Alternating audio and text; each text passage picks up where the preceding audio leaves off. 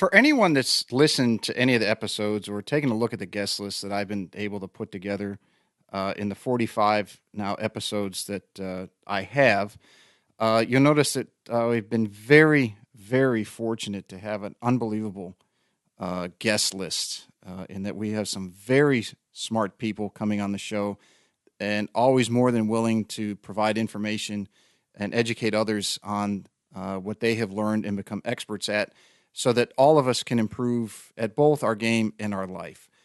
Well, today's guest is no exception to that. He is one of the smartest people in the golfing world, even though he might not be a household name to the masses, but he is a very, very well-known name to anybody who, let's say, is a golf fanatic or is in the coaching and instruction industry, because the work that he is doing from a technological and from a scientific side is helping coaches like myself help to improve or give us the information to allow our students, meaning you, to help and improve at faster rates, at higher rates of improvement, and all those wonderful things. His name is Dr. Scott Lynn, and he is currently the professor of biomechanics and kinesiology at Cal State Fullerton, and he is also the director of research and education for Swing Catalyst. Now, anybody who has used Swing Catalyst in a lesson or as they worked on their game knows how amazing and the benefits that it provides. And for anyone that is not familiar with it, well, today you're going to find out exactly what it is and how it utilizes pressure mapping and force mapping to allow you to hit the ball better, more efficient, straighter, longer, all of those different things. It deals largely in forces, and what a lot of you are probably very familiar with if you watch golf on TV, or it's a big word in the golfing world today, is ground reaction forces, and how to utilize those to improve your game and your scores. Not only that, but Dr. Lynn talks about the considerable amount of work that he's done with some of the top coaches in the world to take what he finds in the scientific side and how to utilize it in the application side. Coaches like PGA Coach of the Year Mike Adams and E.A. Tischler and others around the world. We also discuss what he thinks is going to be the next big thing in the game that's going to help people just improve to an entirely new level, and that is in motor learning science. So be sure to listen to that portion of the show.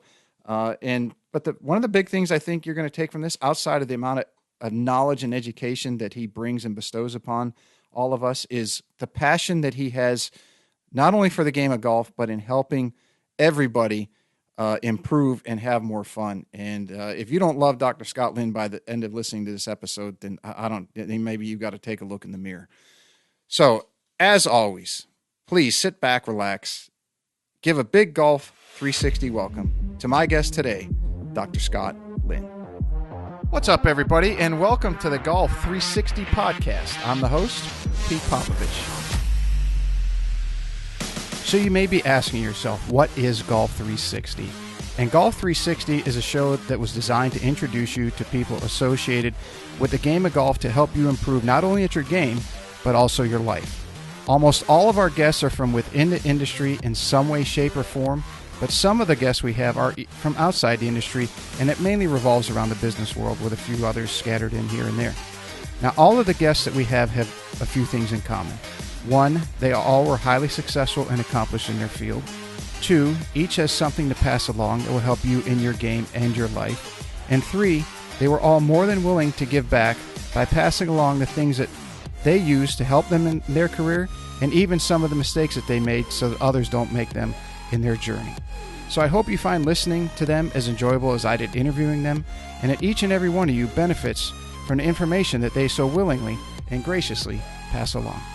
Hey, everybody, I want to give a big shout out to a new sponsor of the Golf 360 podcast, and that's Affinity Wealth Management Group.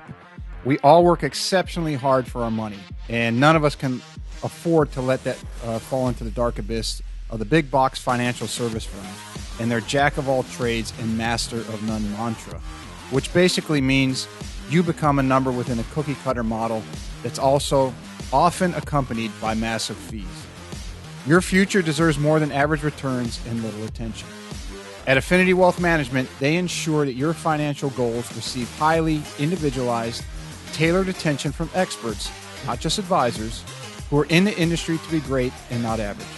As a client of Affinity Wealth, you receive a customized solution to your customized life, keeping in mind your family's financial situation, values, and risk tolerance. Call Affinity Wealth today for a no-cost consultation with one of their experts at 724-754-8200. Again, that's 724-754-8200. Or you can also check them out on the web at www.affinitywealthmg.com. That's AFFINITYWEALTHMG.com. This podcast is brought to you in part by Just Thrive Probiotic. You may be surprised to learn that your digestive system is the key to creating and maintaining the quality of your physical, mental, and emotional health, and it's one of the body's most essential systems. That's why the majority of nutritionists today highly recommend probiotics as an indispensable nutritional supplement. As a discriminating consumer, you've probably been searching for a probiotic that is proven, potent, and effective, and you found it. Just Thrive is your best choice for maintaining a healthy lifestyle. Just Thrive Probiotic captures the power of hundreds of thousands of years of nature's design with a specialized Bacillus strain formulation that guarantees survivability through the stomach and upper digestive system. Supports optimum gut health, digestive health, immune health, and delivers antioxidants. Great for adults, kids, and the whole family. Use promo code GOLF360 at www.thriveprobiotic.com for 10% off your order. Okay, it's a pleasure of mine to welcome the very famous in the golf industry and the very, very smart Dr. Scott Lynn. Doctor, thank you for coming on the show. I don't know about the famous part, but thank you. Well, in the coaching ranks, as I posted on my social media, you were coming on and reached out to some other instructors who have been on that are very well known, and we'll get into that later. But yeah, Doc is a very, very smart person, and very lucky to have you on. So appreciate you making the time. Well, thanks so much for having me. You know, I try to find positives in anything I can. And one thing COVID has allowed for me is to have guests such as yourself. You're world-renowned experts in various fields, and they've all been able to come on the show. And when we talked the other day, you had mentioned the university has been closed for a year, where you work out of, Cal State Fullerton. And yep. so I guess one of the questions that came up was, what have you been doing to keep yourself occupied for that time?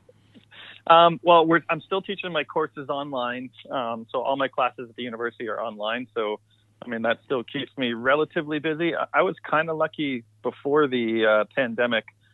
Through the work I've been doing for Swing Catalyst, I had to travel quite a bit, and traveling necessitated that I miss the odd class.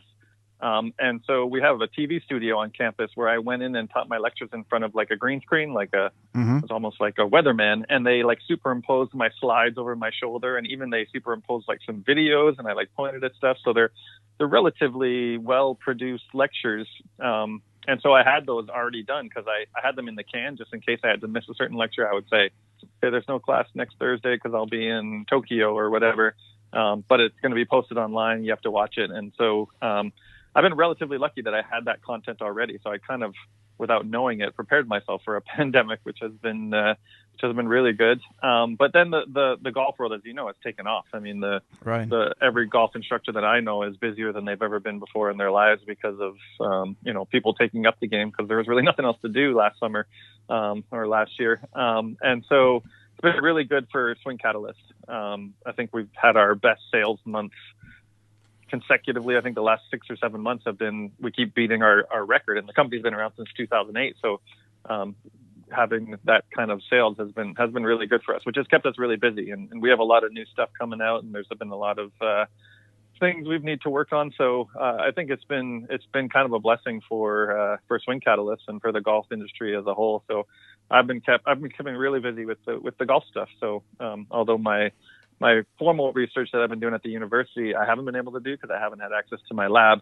Luckily, I have a Swing Catalyst in my garage in the back here. And so I can do some work for them and webinars and education stuff. We've done a ton of that stuff as well. So yeah, I've been keeping myself busy and also working on my own game because I love this game as much as anyone and like to play it well. Has it gotten better? Because the Hilton Head area is mostly a retirement area, and for decades I've seen as people retire and they say, I can't wait, I'm going to play 4 or 5 days a week now, and I can't wait for my handicap to be cut in half. And next thing they know, they're mad, they're agitated, they're not happy anymore because they playing more, but their game isn't getting any better. So I hope with the connections you have and your own system with Swing Catalyst that your handicap is going in the right direction.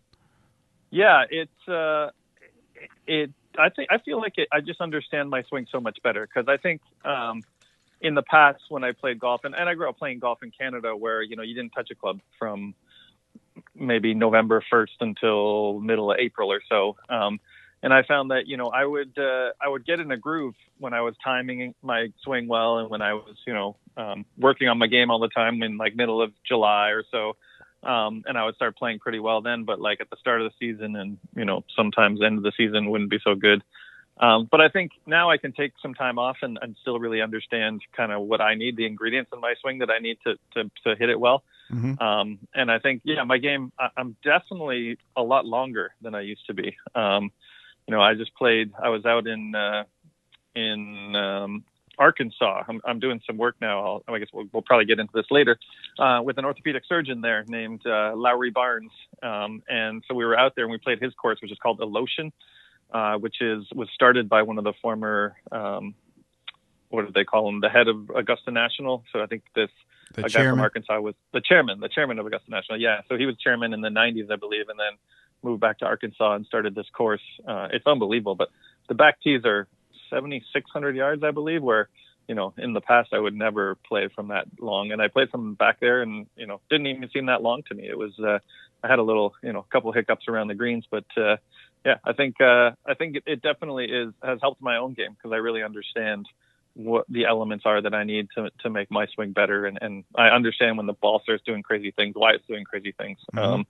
Having worked on it enough times. The only problem is, especially during COVID, I worked in my garage. That's all I did because I'm not a member at a private course, and a lot of the private courses put in rules that only members could play. Right. So I really had nowhere to play, and the public courses were just jammed. So I just hit balls and played like virtual golf in my backyard. But it's a perfect lie, and it's a flat lie, and there's no wind, and so once I finally got back out on the golf course, I hit some squirrely shots because there's a lot of things about playing golf that you really can't replicate indoors. No kidding. Isn't that the truth? But it's it's a constant struggle, right? I mean, it's not an easy game.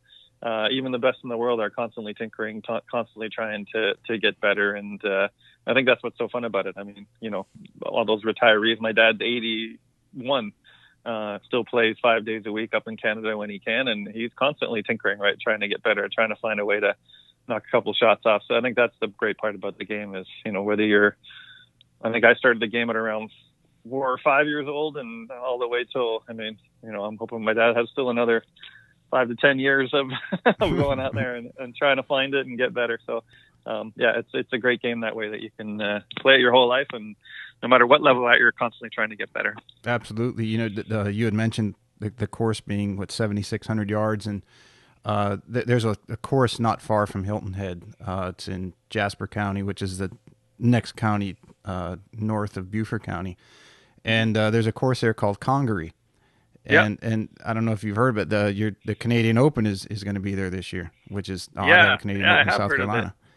Right. I've been thinking about trying to contact them because I know they have a mission of kind of education and helping people through the game of golf, and supporting education. And I don't know if they have any professors on their board, but that'd be something that I'd love to give back to the game in that way for sure. Because I really like what I read about the course and their mission towards helping people get into the game. Because I think it's really helped me, get to where I am. Obviously, it's kind of a big part of my career, but I think, the lessons you learn growing up playing junior golf and, having to call penalties on yourself and be honest and all of those things, I think the game is just such a good thing for kids to get involved in. So if I could get involved in that would be great. I know one of the ambassadors, he's a good friend of mine that That's what they call their membership. Yep.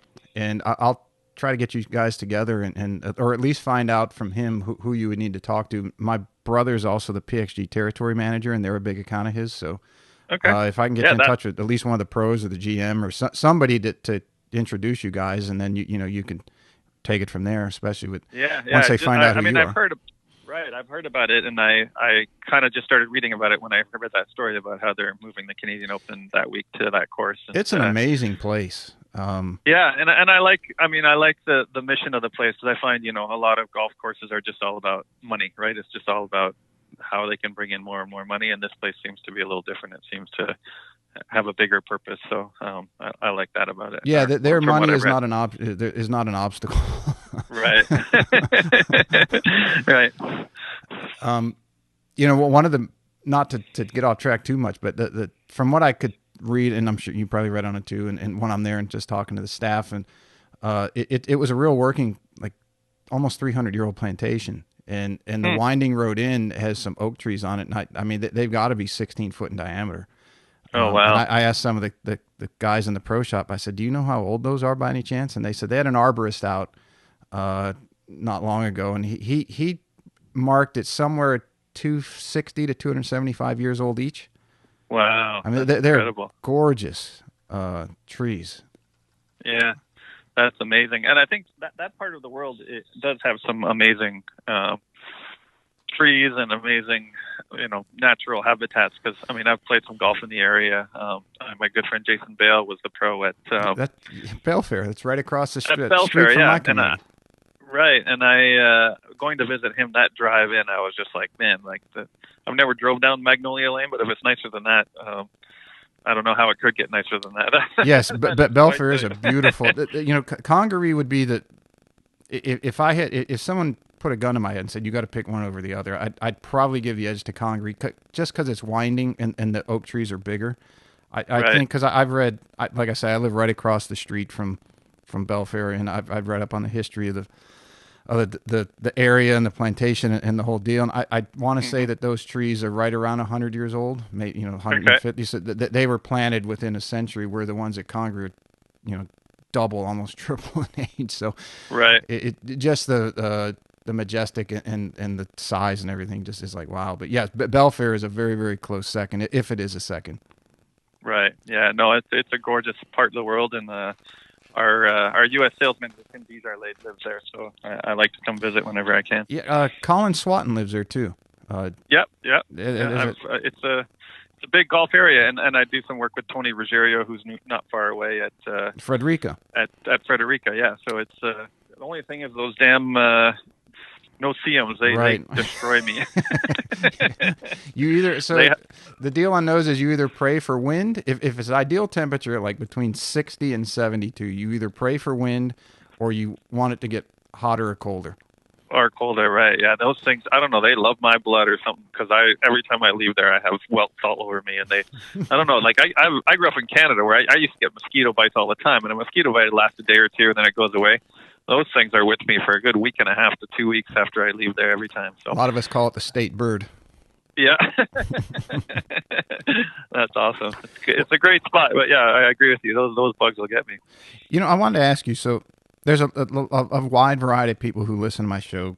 Hence, the name Golf 360, because it covers so many different aspects of golf and hopefully in life. The information that the guests come on that provide it. It's not just to improve golf, because there is the life component, right? We all try to improve. And so for those who might be newer to golf or not as technically involved, or even those who are in the golf industry and they think they know but they aren't quite sure, can you just explain what a golf mechanist is? A biomechanist? Biomechanist. I'm sorry.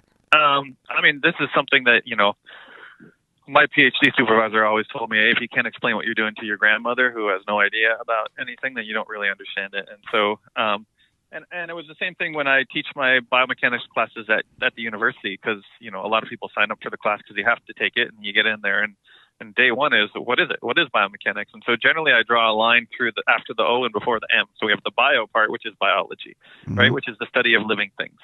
And then you have the mechanics part. And so mechanics, the classical definition is the influence of force on bodies. So we're basically studying how forces affect biological systems. And there are biomechanists that look at how forces affect trees, right? So there's wind forces that affect how trees grow, and there are people studying that kind of thing. There are people who study animals and how, I've seen some work about, horse gait and how horses move and how that forces affect all that. The biological system that I care about is the human being, the human body. And so it's basically the physics of the human body. So we're looking at how forces from the ground, from, the interaction with our environment, from our muscles, all affect kind of how we move. And I always say, I think biomechanics, there's kind of three main areas for biomechanics, and they all have to do with what you want to do to forces.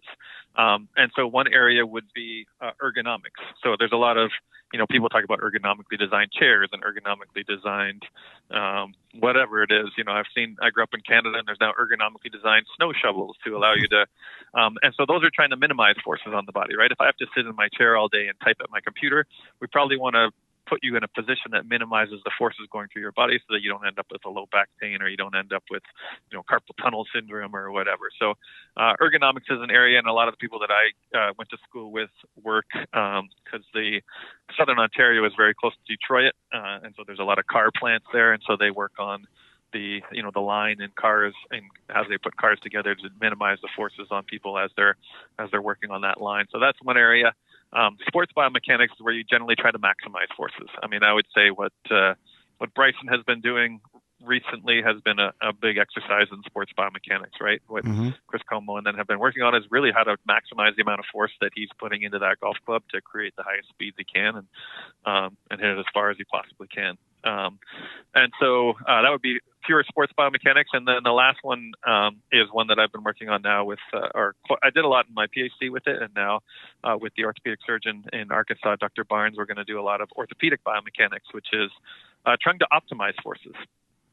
So to swing a golf club, there has to be a certain amount of force go through your body, and everybody's body is built slightly differently. And we want to make sure that we're putting the appropriate forces for your body. Because if you put a certain amount of force through a certain body, that could cause an injury. If through another body, it could be fine. And so orthopedic biomechanics, and I think, there's a lot of sport applications to orthopedic biomechanics. I think that's the work I'm going to start doing over there, is to try to optimize how you swing the golf club, because how you swing the golf club needs to be completely different from how somebody else needs to swing the golf club, because we're all built differently. We've all learned to move differently. There's a whole bunch of factors that enter into how we can most safely and effectively swing the golf club. And that's kind of my main area of research. I think, a side benefit of swinging the club more optimally for you is generally, speeds go up and the game becomes easier. You start hitting the center of the face more often and start being able to find your ball more often. But ultimately, I think it's about swinging the club the most optimal way you can for your own body and for how you've learned to move. Because most of us are not going to do the work to try to create different patterns of movement. So, and I'm sure we'll get into this, but I've learned a ton from Mike Adams. I think he was the first, or I know he's the first golf teacher that I've seen that had a system to put people in little groups, right? So if you go see him for a lesson, he puts you through a whole bunch of little tests and says, okay, based on the results of your testing, you need to swing it in this fashion. And he guides your golf lesson relative to how you test it out in terms of how you're built and how you move. And I think that's how we need to go, because everybody's built differently, everybody moves differently, and to make this game a little bit easier. And I think that's why the game has become so hard, because, we all look at Bryson and what he's doing and saying, and I think that's the kind of trend. I remember going for a golf lesson when I was in high school, I believe, and that was in the 90s, and Tiger was really good. And so they put me next to Tiger and said, oh, see how your hands are here and Tiger's hands are there. Right. Well, I'm not Tiger, right? And I remember playing terrible for a while after that. And I think part of the reason why I swing the way I do is because when I grew up in Canada, the very first athletic thing I ever did was ice hockey. So I think I was just old enough to stand up without falling down. My dad put skates on me and gave me a stick and sent me out on the ice.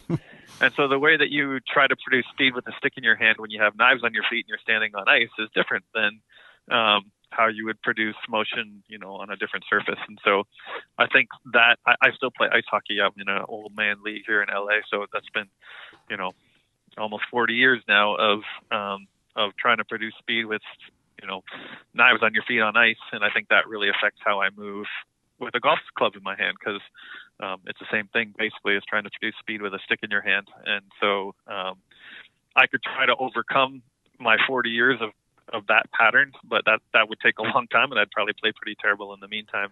And so what Mike does is just match up what your body does the best and try to make that work for you. And so, so that's kind of the science that I've gone down, and meeting Mike really kind of revolutionized my thought process and how to do that. Mm-hmm. I mean, in science, every time I've done a golf biomechanics study, I get a ton of variability in my populations. One of the first ground force studies I did was I took the golf team members at my university. So they're all NCAA Division I golfers, plus handicap, shooting under par all the time. And I measured how they interact with the ground. So I measured the 3D ground reaction forces. And then I went into my kinesiology classes and I said, anyone who's ever swung a golf club before but has never had a formal lesson, you can volunteer for this study. So I had a bunch of kids who are kinesiology students, who are young, athletic people who've probably played a bunch of sports in their life, and probably gone to the driving range or to a Top Golf and smacked some balls around, but never had a formal lesson. And so the kinesiology students were like the beginner golfers, and so my study was to see the differences in ground force patterns. And if I just put two graphs in front of me, and one of them was a Division I NCAA golfer and one of them was a beginner, I couldn't tell the difference. Just based on how they, obviously, if you just looked at the club information and the ball information, you could definitely tell the difference. But through just the ground force patterns, there were things that, the beginners were doing that looked exactly like what some of the experts were doing, some things the experts were doing that looked exactly like what the beginners were doing. And so there's a lot of variability there. And so anytime in science when there's a lot of variability in your population, you have to do something called cluster analysis, mm-hmm. right? So you have to put a little box around a certain group of people and saying, hey, based on these characteristics, these people need these things. And based on these characteristics, these people need these things. And so that's kind of been my motivation towards the research that I'm doing now is to cluster people based on certain factors and then run. And that's exactly what Mike does when he teaches a golf lesson. He clusters people based on his little tests and teaches the lesson accordingly. So that's kind of long answer, but essentially what biomechanics is the physics of the human body. So we want to see how the forces you put through your body and through the ground and into the club are affecting, and that's really what we're doing is looking at forces. And I think that the most important thing for me as a biomechanist is try to make things as simple as possible, because they can get extremely complex. There's a lot of complex equations and things, and the inverse dynamics models that Dr. Kwan and Dr. Sasha McKenzie are using. There's a lot of relatively complex math. I think mine's a little bit simpler in terms of the ground reaction forces that we're dealing with, but I think the key thing, and I took that away from one of the first meetings I had with my PhD supervisor, was to, if you can't explain it simply to your grandmother or to, a golf teacher who has, maybe not a PhD level education, then you don't really understand it. And so trying to make these things relatively simple and usable for, the average guy in his basement working on a swing, or the average golf teacher on the range working on a lesson with somebody. And so that's kind of been my goal, is to take it and try to make it as simple as possible and usable as possible. And I think I've done some decent job in that, but I think I can always get better and learn more and make a system that's a little more usable for everyone. You had mentioned your entire life playing hockey, and then how it's had affected your or plays a role in the effect on your golf swing, maybe not the way that you want to. Can you explain that a little more? Most people have seen, and this is kind of the story I tell in a lot of my education, the video online. If you haven't seen it, I would Google it on YouTube, golfers swinging on the ice. Mm-hmm. So there's a guy who went out on the ice. It looks like it's kind of late in the winter, early in the spring, when the ice is relatively thin because there's no snow around the outside.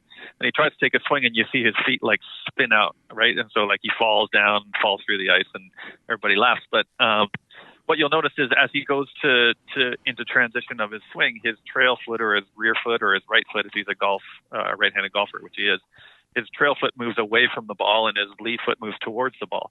So that's how you have to push into the ground to create rotation.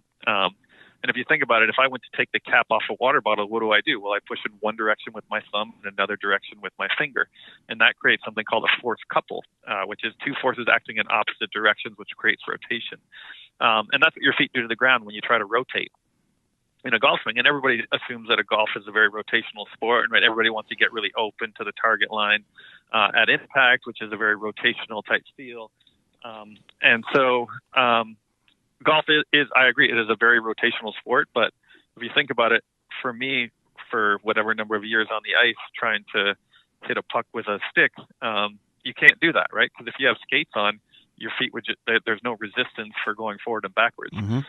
So I learned to become very linear, very glidey, Mike Adams would call it. So, or it's kind of a move towards the target, basically. So there's really three ways we can move. Our human body can move in golf and in anything, right? We can move.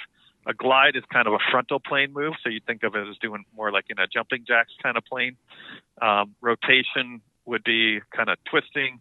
And then the last one is jumping or just going straight up, or a sagittal plane type move. So there's really three ways we can do it. Mike Adams calls it a glider, a spinner, or a launcher. Right. So glide would be more of like a sway. Spin would be like a rotation. So you think of like Dustin Johnson, who's basically his belt buckles pointed at the target when he hits it. That would be a very rotational type swing. And then the third one would be a launcher. You think of like Justin Thomas, right, where he's literally almost off the ground. He's jumped. And jumping is a very sagittal plane type move. And so what I've learned from my own golf swing is based on growing up playing ice hockey, where you can't, I couldn't really produce that force couple on skates, or you can't, it's impossible. I became very glidey or very sway dominant in my golf swing. And most golf teachers I know for several years, people are like, no, you don't sway in the golf swing. That's bad. You can't sway. You need to, and if you take the sway out of my golf swing, I hit it terrible and shorter and offline. And so that's something that I learned from Mike is it's possible to have that pattern and still hit good golf shots if you match it up and you allow yourself to realize that that's not bad. That's just a thing. That is a way to move. And if we match it all up and make sure that everything else is working properly, you can hit good golf shots and find it and make birdies and do good things from there. So yeah, that's something I think my own case. And I think that's something that a lot of, golf biomechanists and I think a lot of golfers learn a lot about the game by working on their own swings, because you know exactly what you're feeling and how you're moving. And I know what works for me and I know what doesn't work for me, but then I'll help somebody else with their game and I'll teach them almost the complete opposite of what I've been working on in my own swing, because their bodies are different than mine and they move differently than me. And one thing that I've been talking about quite a bit when it comes to the biomechanics of using the ground of the lower body is something that has been in the academic literature forever, and it's what your dominant leg is. What your strongest or most dominant leg is, I think, is really going to affect how you use the ground in golf, and especially if you've had any kind of major trauma. If you've had a joint replacement, if you're an older person with a joint replacement, or if you've had a massive injury to one leg or the other, or even if you've played a sport or done something throughout your life that's really created an imbalance in terms of which leg is stronger than the other leg. What I tell most people is you have two options. You can either go to the gym and work out that imbalance, which will probably take almost equal to the number of years that have caused you to create that imbalance, which is your whole life. And most people don't want to do that. And so why don't we just build the swing around what your current dominant leg is? And I think this is something, the dominant leg thing that I've been talking about is really closely correlated to what Mike Adams calls a post style. So a rear post, the golfer would have more of a right leg dominant swing pattern, or their right leg would probably be more dominant if I tested it. And so that's what I think my research has kind of gone down the road. And I never would have gone down that road if it wasn't for Mike introducing me to this posting style, right? So we had front post golfers, rear post golfers, and center post golfers. And, if I'm a right-handed golfer and I'm a front post golfer, my left leg better be pretty dominant because I kind of stay stacked on top of it. And that's the stack and tilt theory, right? Yeah, predominantly yeah, stack and tilt. Totally. So I think that's why, that particular method or that particular system has so much success with some people is a lot of people are left leg dominant golfers, and that particular feel works really well if you're a left leg dominant golfer. If you're a right leg dominant golfer, that's probably the worst thing for you.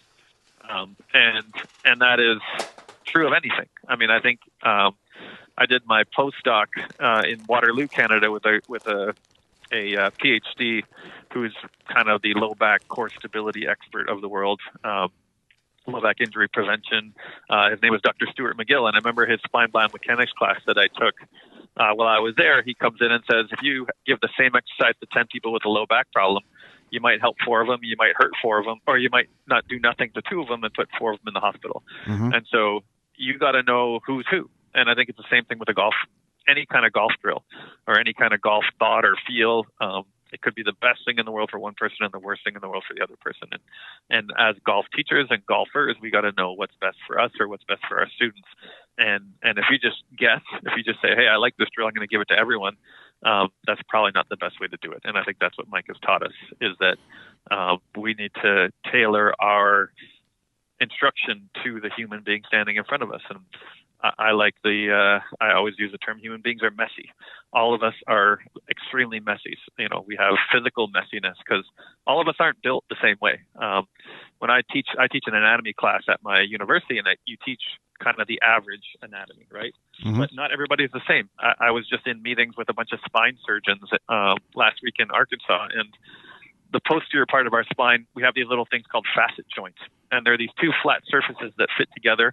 And if there's 2 flat surfaces that fit together, they're going to move. They're going to allow motion in some planes, but restrict motion in other planes. And what we know, I know what the anatomy book tells me about how those little facet joints are aligned. But when I talk to them, and these are people that are opening up humans all the time and just physically staring at their facet joints, there's like, man, some people they're aligned like this, some people they're aligned like that, some people have one of them aligned like this and another one aligned like that. And so there's a ton of variability in how human beings are made and how human beings are built. And I think that's something that we need to start getting at to figure out, hey, how are you built and how can we move best for how your anatomy looks. Dr. Stuart McGill in Canada taught me about how people have different hip joints. He does a lot of work in lifting, like Olympic lifting and big heavy lifting. And he says that, if you look at if you look at the Olympic lifting competitions, what countries win those competitions? It's always Russia, the Eastern Bulgaria, European countries. Bulgaria, Romania. They have a type of hip joint that allows them to lift heavy things off the floor. Then he calls the Scottish or the Celtic hip joint, which is not designed to lift heavy things off the floor. And he actually shows some x-rays of people who have a Eastern European hip and people who have more of a Scottish-based hip. And that might be why the Scottish people invented golf, right? Because they're like, we're terrible at lifting heavy things off the floor. Let's twist a little more. And I don't know. But that's something that I'm super interested in. And it's something that I don't think there is a lot of good information out there. I think Mike has started that process. There's a lot of tests that he does that looks at how you're built. So he looks at your forearm length versus your upper arm length, and that will help determine kind of how steep or how shallow your swing plane, is. your lead arm plane. Totally. And then he looks at your wingspan versus your height. So all of these things are just anthropometric measures about how we're built. But I think we can dig a little deeper than that. And this is what I'm super excited to get working on with some of these surgeons in Arkansas who are we're going to be able to take advanced imaging of people and look at their hip sockets and see what they look like, and then see how that relates to how they should most optimally swing the golf club. And I think hopefully this is going to guide us down a path that's going to make golf instruction much more personalized and much more effective. Because like you say, a lot of people that retire and say, I'm going to play 5 days a week and take lessons, and they get worse. Right. And that's not, that tells me we're not doing things as optimally as we possibly should be. And Mike's program, it's called Biodynamics, isn't it? Bioswing Dynamics. Bioswing Dynamics, yes. And he's with his guys that learn E.A. Tischler, I think Terry Rolls are 2 of his top proteges, I guess I call them. Yeah, they're doing some great things on their own, but they have been, yeah. So they're, and I think Mike's great. Mike really is open to learning new things, which I think is the best thing about him. I was I forget where we were, Australia, I believe, and we were doing a little seminar, and there was an older guy in the crowd, and Mike said something, and he put up his hand. He's like, hey, I came to see you like 20 years ago, and you said this, and now you're saying the opposite. And he was saying it as a negative thing, and I piped up and said, listen, Mike, do you want to learn from somebody who's saying the same things they said 20 years ago and just sticking by their guns, even though we've learned new things since 20 years ago? And he's like, oh, okay, that kind of makes sense. I would rather learn from somebody like Mike, who's willing to say, hey, I tried this 20 years ago. I was wrong. This is way better. Let's do this now. Well, I saw one of his lectures. It might have been in Australia. You might have been there. I can't remember, but where he took the two twins. They were Australian PGA guys, and they were identical twins. And wow. And he said, even your twin is not going to have the same swing that you have. No, totally. And I found that fascinating because I knew, as we talked the other day when we connected it, I did a lot of very in-depth high-end club fitting. High-end, not meaning expensive, but neurological systems and what the human produces and all those things. And right. I knew from that and those I learned from at that time that you could have two identical twins that would have different load patterns.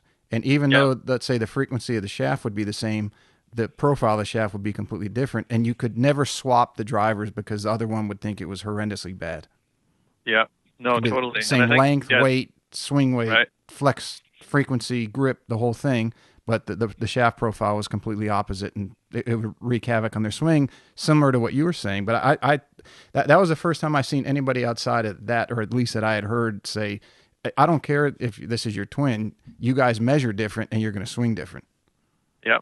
No, that is, I mean, no two humans are the same. Like even identical twins, they might have a lot of the same, genetic dispositions, but they haven't had the exact same, environmental conditions through their whole lives. One of them might have hurt their ankle at some point and adapted their movement for that. And so there's so many different combinations, and human beings are messy. We have physical messiness in terms of how we're built. We have mental messiness in terms of, I know myself, when I was a little kid, I hit these little baby draws when I was, 10, 11, 12, 13, and I'd shoot, in the high 70s, mid 70s. I was, beating a lot of older people, playing really well. And then I think I got to 13 or 14, and I grew a foot and a half in a year, and my little baby draw turned into a snap hook that basically was coming back at me, and I couldn't find the thing anymore. Yeah, and my 75 turned into a 95, and because I could never find the golf ball anymore, because it's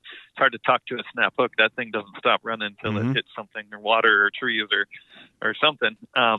And at that time, when you're 13 or 14, and I don't think Mike Adams' system wasn't around. No one knew how to help me.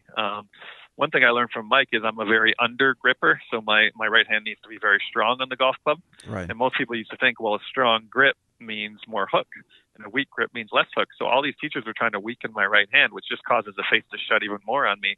And so, the thing just started hooking more and more and more. And the game became very frustrating at that point, especially for the mentality of a 14-year-old boy. It was not a lot of fun. And I think that's the part where, a lot of people could quit the game. But that created some mental messiness in me. I hate to see the ball hook. And so, you're opposite of me. I hate to see it go high right. Right. Yeah. I don't mind. If I hit a little fade overcuts, I'm fine with that. A snap hook is like my death shot. I can't stand to see that. And we've seen that in even some of the best players. We've been fortunate enough to work with Matt Kuchar a couple times on the plate, and we were at the PGA show one year, and Mike and I worked with him on the plate, and Mike was able to get him an extra 10 to 15 miles an hour at club speed in like a couple minutes. He was just smashing these shots, and Chris O'Connell, his coach, was there when we were doing this, and he kind of came over to me. He's like, this is really cool stuff. I like this, but I just want to let you know, if one shot goes left, he aborts mission, and he's back to his old thing. Because he has the same thing. He has that mental messiness from seeing the ball go left. So he hits these little pull fades that start down the left side, and they're kind of wipey, and they don't go very far. That's why I think, he plays well when the golf course is really firm and fast, and he can get it rolling down there. But he, I think, because he's seen it a couple times now where we've got him on the plate and we've got him some extra speed. He purchased the plate for his house, and he's trying to, I think he's working on trying to put all the pieces together to kind of put that more, that shot or that swing with more speed in play. Because, you can't argue with Matt Kuchar's results, right? He's been one of the best players in the world forever. He knows where the club is, or he knows where the ball is going. It never goes left. He hits these little pull cuts that end up where he wants them to go. And but I think he's seeing now with all these kids that hit it so far that he's going to need a little more speed to compete over the next couple of years. So yeah, so he's one of our tour users. He has a plate in his house, and I'm sure he's working on a way to make this swing that has a little bit more speed, put it in play in a way that it's not going to go left for him, because he has that mental messiness, as do I, that, and I think all golfers have that, right? You have that shot that you just hate, that shot that you're just like, oh, that thing just drives me insane. And that's something you should probably know if you're going to teach a golf lesson to somebody, right? You should start to get into their head and understand what their mental messiness is, what their physical messiness is. And that's what I tell golf teachers is your job is to figure out the messiness of that human that's standing in front of you, and try to optimize it in the best way possible. And we all have our little things, right? And I've exploded both of my ankles playing football and one playing ice hockey. My most recent one, I had a bimalleolar fracture of my left ankle playing ice hockey 3 or 4 years ago, and obviously that really has affected how I use the ground and changed how I swing the golf club as well. And I think that injury has really helped me understand, because as I was coming back from that injury and I knew that my left side didn't work very well, I had to alter how I did things just to play and just to hit it, just to find it. And so being able to make those adaptations, I think, is something that can really help you in understanding how to alter the swing to based on all these little inefficiencies and messy things that we have in our bodies and in our minds and all over. So what Mike had his what's the name of the book? I got it sitting right over there on my coffee table. His book from a number of years ago. The Laws of the Golf Swing, or whatever. Yeah, with TJ Tomasi and what's the other guy? Jim Hardy, I think. Dr. Jim Hardy was the other one. Now, so he kind of had his measurements, and like you mentioned, the forearm length versus the upper arm length. I think did he have the post system back then, or was that later on? I'm not sure. I don't know the timeline on the whole thing, but it's interesting to me, and I'm getting the same way, because Mike and I had worked on a book several years ago, and it still hasn't come out, because he and I learn new stuff all the time. And if we published a book today and it came out, I don't know how long it takes to publish a book, maybe 6 months from now or a year from now, by the time it come out, we'd be like, oh man, I wish we put this and that and the next thing in it, because we're learning stuff all the time. So, so I think it was interesting. We did all this work with Matt Rudy, and we worked on this book, and now I read it and I'm like, I think we should probably add this and that and the next thing. But then, 2 weeks from now, I might be like, oh, we should add that and the next thing. So, I think that's good, right? I think that's how things should be, right? You should be constantly learning and trying new things and figuring out new things. And maybe you guys come out with quarterly journals. That way you can. Maybe we should do that. Instead of a book. That way you can get it out quick and people can subscribe to it, and you can continue the process. Right. That sounds like a much better idea, because, I think what we both learned, or what I learned at least from going through this process, is, it's you do all this work for what you are thinking at the moment, and then, you learn new drills, or you learn different ways I think the concepts are still the same, or the overall structure of the book would still be the same, but there's little things you're like, I don't really use that drill too much anymore because I don't like it, because I think you need to consider this and that and the next thing. And that's a difficult thing. And I know he's been working on a different book with Terry Rolls as well.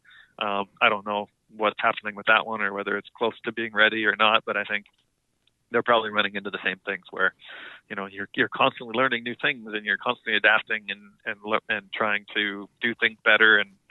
I think, because that book, we came back to it at Bernie Najar is another author on that book, and he and I were looking through it, and we read through it and we're like, that's kind of what we were thinking, 2 years ago, but now it's a little different. And then you make those adjustments, and then a year later you're like, we should have done this. It's difficult. It's difficult to publish books that way, and I'm sure that's true of anyone who's ever published a book. You're constantly learning and trying to do better things. So, but that's just my, it's hard for me to So I don't know if it'll ever come out, because now we're down the road so far now that. But I think you're right. Maybe some form of a journal or some form of and that's what academia is based on, journals that publish once a quarter or once a month or whatever, and yeah, that kind of thing I think would be probably more useful. What I wanted to get to, so he had some of his ideas established, and as you mentioned, they're always evolving and changing. Yeah. What have you helped him with through your expertise in the swing catalyst system, and what you know that has helped Mike in his teaching and all the people that go to him, and he teaches seminars to other coaches and so on. So it's obviously spreading through the golf instructional world. What was the contribution from you, or how do you guys? I mean, you guys obviously gel very well. Yeah, I think what I tried to do was kind of rein him in a little bit, because I believe when I first met him, I mean, he started telling me about all the tests he did to assess a human, and there were, I don't remember how many of them there were, but there was a ton of them. He had all these different tests, and there was like 4 to 5 levels, or 3 or 4 or 5 levels of every single test. And my scientific brain was like, oh my God, there's no way we're ever going to be able to quantify all this, because the permutation, the combinations of all of those things were like. And I remember one time I was like, Mike, what are the because obviously we were talking about using the ground better, because that's what I was doing with the swing catalyst. And I was like, what are like the 3 or 4 tests, 4 or 5, whatever tests that best determine how you optimally use the ground? He's like, oh, well, it's this. I'm like, okay, cool. Let's get rid of the other ones. Let's just focus on these ones. And I would say, if you had to determine the one most important test to determine how you would most optimally use the ground, I would say it'd have to be the post test. And so that's the one I've kind of really focused on. So, and that's the problem, me being a scientist and Mike being a practitioner needs to consider a million things to solve the problem of the one human that's standing in front of them. But if I'm designing a study, I have to control for every other factor other than the one we're measuring. So I have to really focus down. And that's something that, I forget who it was. I believe it, what was his name? One of the big athletic trainers in the U.S. talked about research in one of his talks that I was at, because I used to do a lot of work in like physical therapy and strength and conditioning stuff. And he said, what an expert is? Somebody who learns more and more about less and less until they know everything about nothing. And I was like, oh, shoot, that's me. So it's always that push and pull from, the practitioners who have to consider a million different things or the teachers versus the scientists who have to really focus on one little thing. And so, I think we've kind of done a good job of kind of meeting in the middle somewhere, where we're still getting enough information that Mike can make really good decisions, but we're still making it simple enough that, doing research in science is relatively, or a little bit more simple. And that's where I've really focused on his post tests. And I think his post tests are highly correlated with what your dominant leg is. So if you're a left post, you're probably a left leg dominant person. If you're a right post, you're probably a very right leg dominant person. And if you're a center post, I would say your left and right are probably very even. And there's not one that's really more dominant than the other. And that's going to really help you understand how to use the ground most optimally for you. That is interesting, because when I was a kid in high school, I would rotate between, and that was in the late 80s. So that was, the Jimmy Ballard was a big name back then and very popular teacher. Yep. So I would rotate between, as you watch Curtis Strange and Hal Sutton and Rocco Mediate, I would copy them and I would shift off the ball. And then I'd probably overcooked it and got to a point where I'd be sliding too much, and I'd hit these blocks right, or every once in a while smothered hook. And, you need to rotate more. So then I'd start rotating, and then I'd go gravitate too far probably towards a stack and tilt. And it was a constant back and forth between the two. Yeah, and I think that's true. That's why, all those guys out on tour have their coaches out there every week with them, because that is a natural thing to happen. I remember when Mike originally told me that I was a glider, I was like getting so far behind it and gliding off the planet, and I started hitting these big snap hooks, which I hated. I was like, Mike, this is crap. I don't know what you're talking about. And he looked at me. He's like, dude, one aspirin's good. You don't take the whole bottle. That's interesting, because I have to tell a lot of people, especially the students I have who are still working, so they're still very highly driven, successful types. I warn them ahead of time, because they'll start to hit the ball a lot better by the end of the lesson, usually, hopefully. Mm-hmm. But I'll say, look, the 10% difference of feel that you have right now, you can go incrementally further, but after, depending on how much they play, let's say a week, you don't need to have that same feel, because you'll go from 10 to 20 to 30 to 40, and pretty soon your swing has gone the opposite direction, and you're not going to hit it 100%. very good. So watch the addiction to the feel that you have, and we can curtail it. Send me a text message, video, whatever you need to, just so Yeah. we can make sure that you don't shift from one pole to the other. Right. And I think that's what the technology can be really good for, because one thing I found with our pressure plate is the amount of pressure you get into your trail side maximally during the backswing is highly dependent on what your post style is. So the most we've ever measured is 100%. Like literally, JB Holmes' front foot is not even touching the ground when he gets to the top of the backswing. I mean, it's on the ground, but he's not pushing through it at all.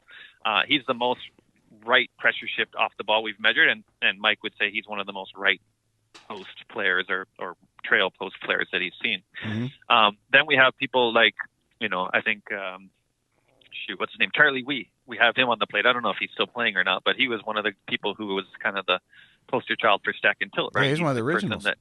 And he stuck with it and, played some good golf. So I think he won some on tour with it. And so, and he's, I think, 50% into his trail side maximally. So he doesn't get any pressure over to the trail side. He kind of stays stacked on the left. And then in between that, we have Justin Rose, which is about 80. And it's interesting how people become, very calibrated around their own swing. So I'll do a lesson or a session with somebody on the plate where they'll be getting 90% into their trail side, which is very far towards a right dominant swinger.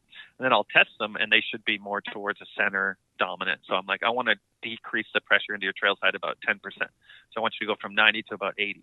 And when I get them to do that feel, they're like, oh my God, I feel like I'm stacked on my left leg when I do that. I'm like, you're not. You're very center pressured, but your brain is calibrated around being way right. So that feels stacked.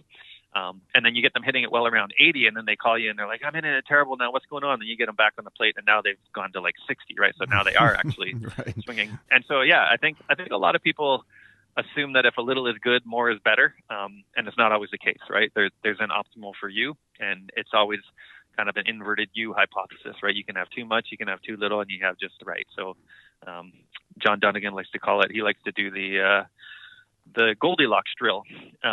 So too much, too little, and just right. And Mm-hmm. That's a good drill to do for you. So if you know what your optimal is in a lesson, you figure out what your optimal is when you go to the range after your lesson. Try to do too much of it and see what the ball does, and try to do less of it and see what the ball does, and then try to do your optimal amount and see what the ball does. And then I think what that does, it gives you strategies to deal with things when they go wacky on the course. Yes, it sets the right? parameters. So you have two like when you go bowling for little kids, they put the gutter rails on.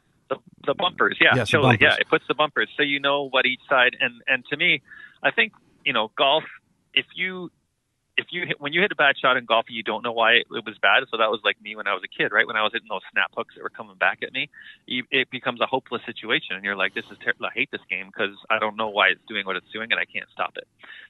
Whereas if you start to do more of these Goldilocks drills, and if you get too far into your trail side, you start hitting these big smother hooks, and if you get too far in your lead side, you start hitting cuts. Then if the ball starts doing a crazy thing on the course, you're like, okay, I have a strategy to deal with that because Mm-hmm. I've done my Goldilocks drills. And to me, actually doing things on purpose poorly on the range or not optimal for you is a good learning strategy. And that's something I've learned a ton about from my buddy Will Wu, who is a motor learning specialist. And I think that's kind of the next level of science, or the next scientific endeavor that I think golf teachers need to start learning a lot more about. I think it was when Chris Como got the job working with Tiger where everybody became super interested in biomechanics, and they created a market for people like me to teach biomechanics to golf instructors. But and before that, they didn't really know what they didn't know, right? They didn't know that there were all these cool things about biomechanics that we don't really understand. And I think the next level, or the next thing, I think will be this motor learning science. So motor learning science studies how you teach people motor tasks, or how people learn motor tasks. Mm-hmm. And golf teachers and golfers butcher good motor learning principles all the time. We've all done it, right? I've gone to the driving range with a 7-iron and hit 300 balls trying to do the same thing over and over again. That's the absolute worst way to learn something, because your brain doesn't get any context. It doesn't know what too much is. It doesn't know what too little is. Because if your brain knows where the top end of the spectrum, the lower end of the spectrum is, finding the middle becomes way easier. But if you just do the same thing over and over again, it doesn't know the difference. And so it makes it very hard to put it in play, on the first tee or on the, 17th green fairway the next day when the ball's above your feet and there's a right to left wind and all these things that come into playing golf. So yeah, I mean that would be an interesting person to have on your podcast if you want to at some point. Yeah, absolutely. I'm always looking for interesting people. And he and John Dunnigan have created a training kind of an educational program based around motor learning science, and I think they've had about 100 golf teachers go through it. And my girlfriend's a golf teacher in Connecticut, and she's gone through it, and she said it's been one of the most kind of revolutionary things for her as a golf instructor it's helped her help her students. And what was the fellow's name? A lot more. It's Dr. Will Wu. He's at Long Beach State University. Works with John Dunnigan on something called the Skilled Coaching Alliance. And I know they've had kind of an all-star team of coaches go through their training program. So I know Mark Blackburn's gone through it, who was the PGA Coach of the Year. Mm-hmm. I know Jason Bale's gone through it. He's the Director of Instruction at Jupiter Hills. Who else went through it? Kevin Sprecher and Debbie Doniger have gone through it. They're both directors of instruction at really nice places in the New York area. I mean, to me, I think some of the best teachers in the world are the people who are always constantly trying to learn and trying to do better. And the fact that some of these really high level teachers are taking this tells me that it's really good stuff. Oh, especially in today's world where things change so fast. And you alluded to that as you and Mike dived into this and deeper, what you're learning is changing so quickly you can't even get your book out in time. I know, yeah, it's and so I think this science has really helped me a ton understand how to create better drills to help people use the ground better, how to get it to stick, because I've done it before. I've had lessons where you're killing it on the range and you're hitting it perfect with this teacher there, and then the next day it's just gone. You're like, I don't know what happened. I can't do anything. And every golfer and every golf teacher's had that before, right? Where you have a really good session and you're hitting it really well, and the next day you're like, I don't know where it went. Like, it's gone. I right. just have no idea. And to me, that means you imitated very well. You didn't learn anything. Will has a great analogy. He talks about cooking. So, I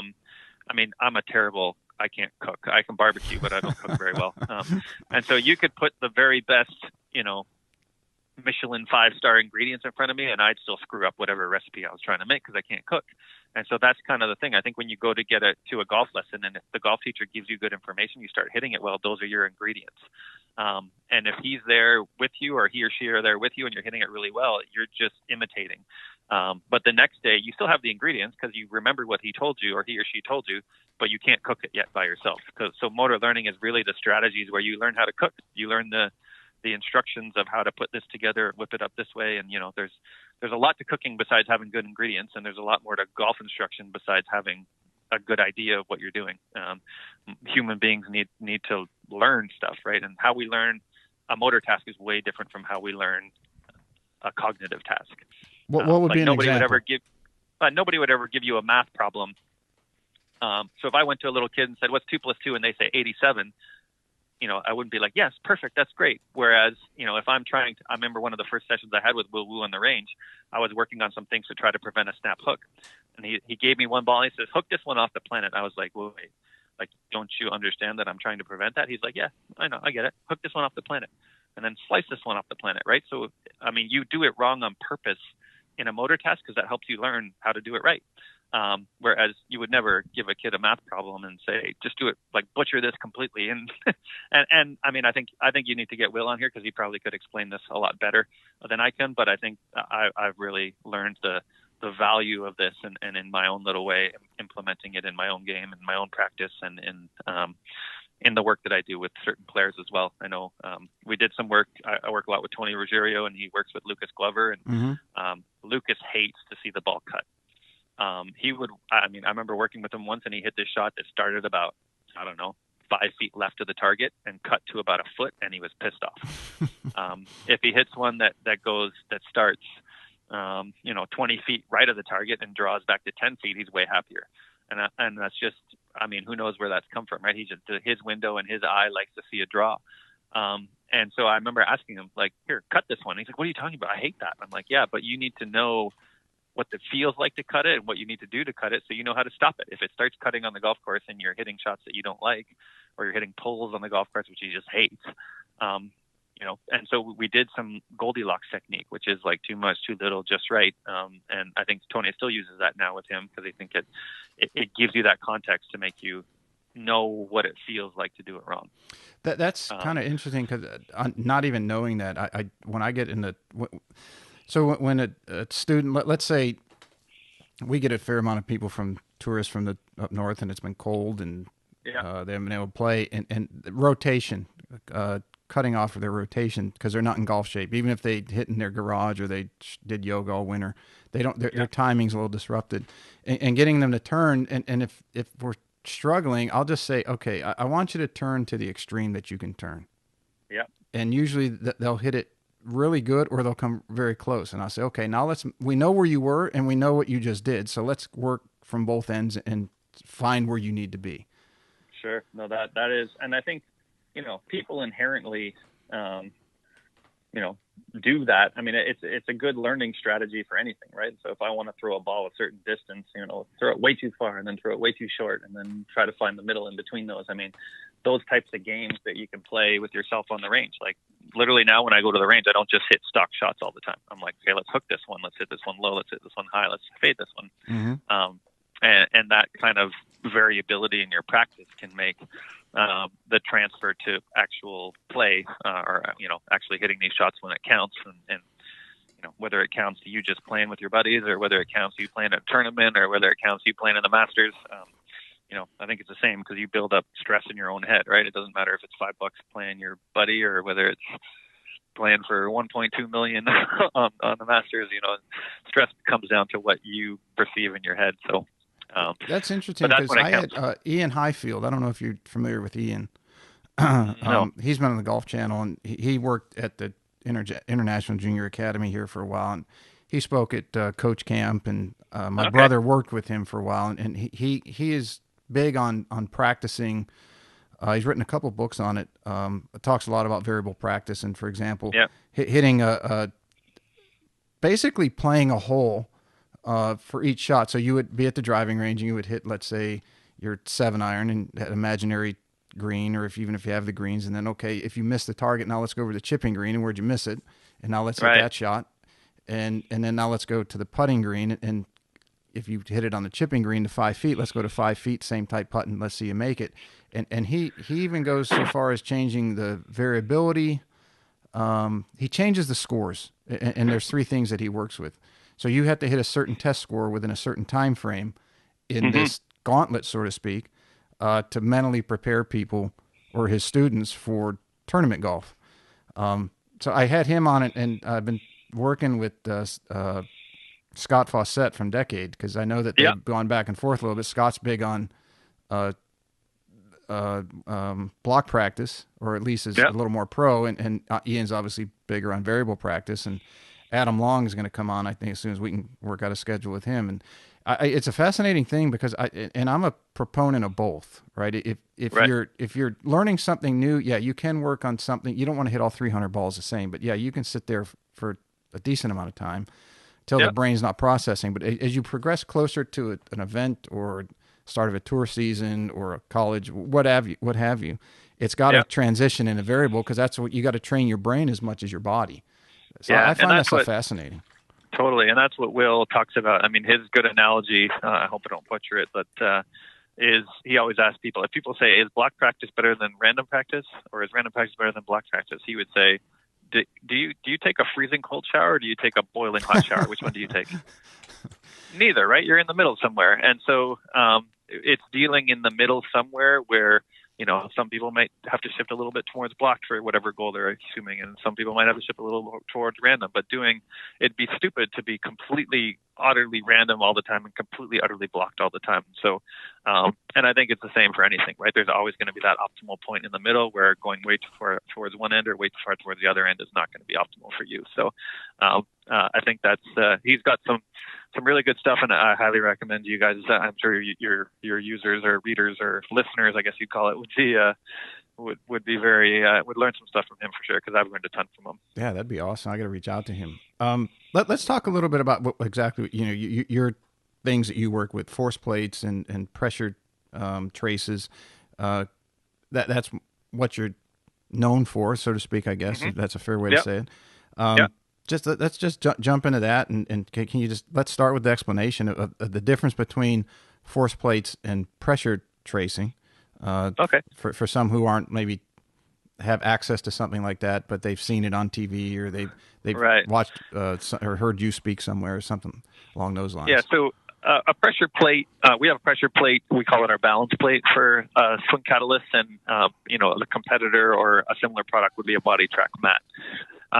And pressure is only perpendicular to the surface in which you're standing on. So it's only a vertical force straight down on top of it. And a pressure plate or mat has a whole bunch of mini little sensors inside that measure how much, because pressure is force divided by area. So you have to have an idea of the area over which the force is acting to have an idea about pressure. And I think, Body Track did a really good job when it came out of talking about, the center of pressure trace and all those types of things. And there's a lot of good information you can glean from center of pressure traces, but you have to realize it's all based on only the perpendicular forces on top of the mat that it's measuring. Mm-hmm. And there's a lot of other forces that a golfer has to produce to swing a golf club. And if you look at that guy swinging on the ice, you notice that there's a lot of forward and backward shear forces, right? So I have to push my feet forward and backwards into the ground to create rotation.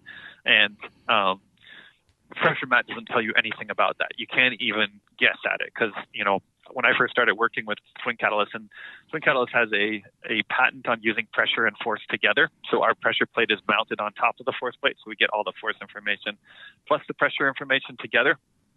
And I think it was Jeff Smith out of Las Vegas, the Radar Golf Pro, that asked me one time, I think it was at a coach camp, because we were talking about center of pressure traces. And some people have very linear center of pressure traces, and other people have kind of curvy looking ones. I remember I was teaching this stuff to Cameron McCormick, and the curvy kind of looking, I think some people call it like a fishhook trace.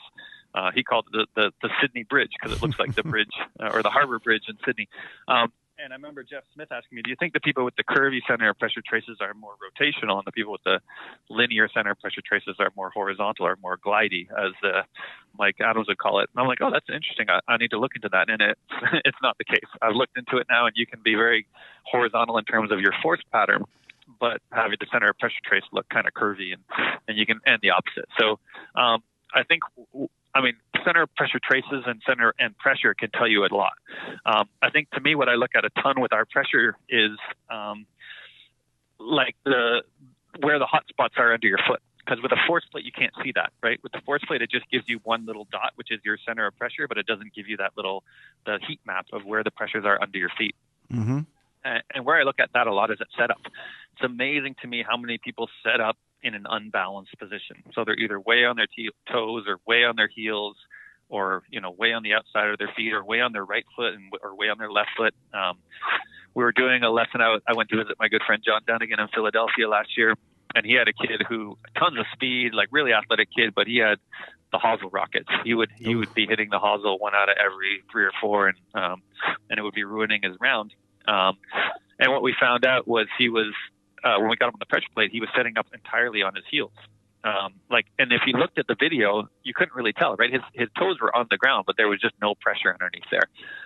And what you find is if I'm all set up on my heels when I swing, I can't go into my heels anymore. So he was like diving towards his toes as he swung, which brought the hosel closer to the ball, and then created that hosel rocket. And so we did a cool drill, which is something I kind of learned from Will Wu.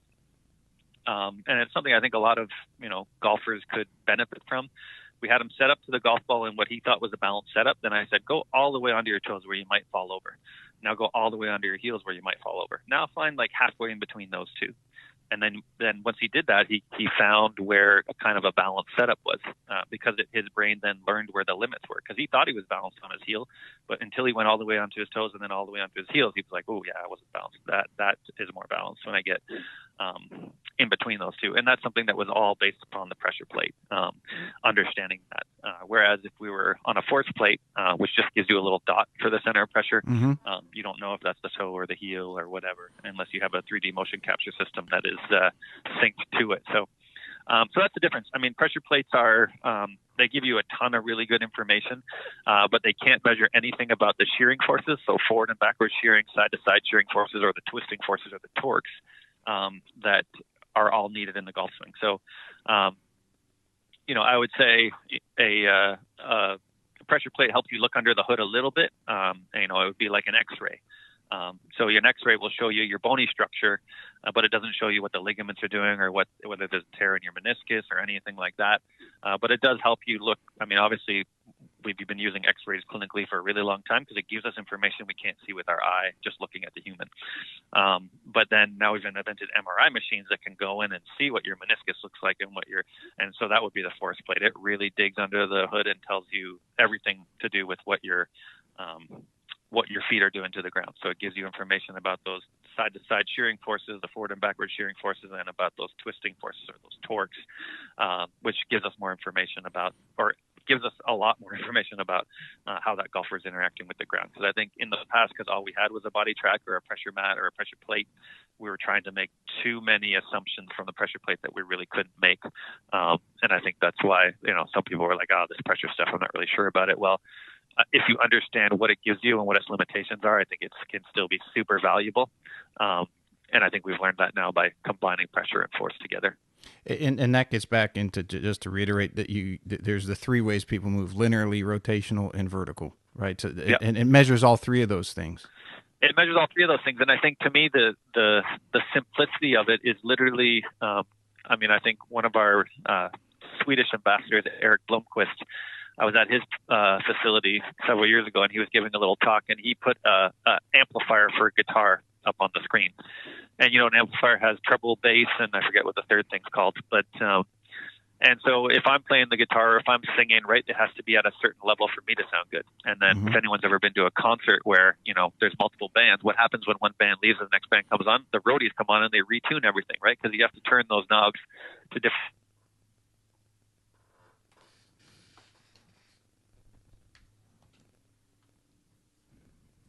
People were like, if I just crank up the horizontal, the rotation, and the vertical, everybody will hit it great, right? If I just max out all three. And that's not the case, because that would be easy. You wouldn't need those roadie people if that was the case, right? Everybody would just crank up all three of them, and everybody would sound great. Is in using a ground reactive force plate is tuning all those forces to the individual in front of you. And I think that you can do it, kind of by trial and error. So you can just say, hey, let's crank up the horizontal and see what happens. And then say, okay, well, that's bad. I don't like that. Let's crank up the torque and see what happens. And I think you can do it by trial and error, and it just takes a little longer that way. Or I think using Mike Adams' system is where you can really know without, you have a better guess to start with. So once you do your little test with Mike Adams, if he tells you you're a front post player and you're an on-top grip, that tells you, okay, I need a lot of vertical force. I probably want to turn down my horizontal force. If I have too much horizontal force, that's not good for a left post on-top player. And so it gives you a good starting point to say, hey, and then you measure yourself, and if you have a ton of horizontal force, then what Mike Adams would say, you got a lot of potential. That's what he always says to people. So you know what potential means? You haven't done shit yet. And he has all those little jokes. But yeah, I think that's what the system is that we now use the force plate for, and I can teach pretty much any golf instructor some tools. So I can teach you some tools to turn up horizontal force and to turn down horizontal force, and turn up torque and turn down torque, and turn up vertical and turn down vertical. And if you have all those tools in your toolbox, then you can manipulate those forces and optimize them for each person. And that's really what teaching with the force plate is doing. And it's interesting to me that one tool that I have to let's say, I'll give you a tool that's supposed to crank up your horizontal force, and then I give you that drill, and then you hit on the plate, and all of a sudden your vertical goes up, and I was like, ooh, I didn't mean to do that. And so that's where, and sometimes that might be that might be a good thing. You don't know. And so that's why measuring it is important, because you don't really know. Every tool could have a desired impact, but given in the brain and in the nervous system of another individual could cause something completely different to happen. And so measuring those things can become really important. And then I think what's really good with the force plate, a lot of people use it, is to, once you're hitting it really well, to archive that.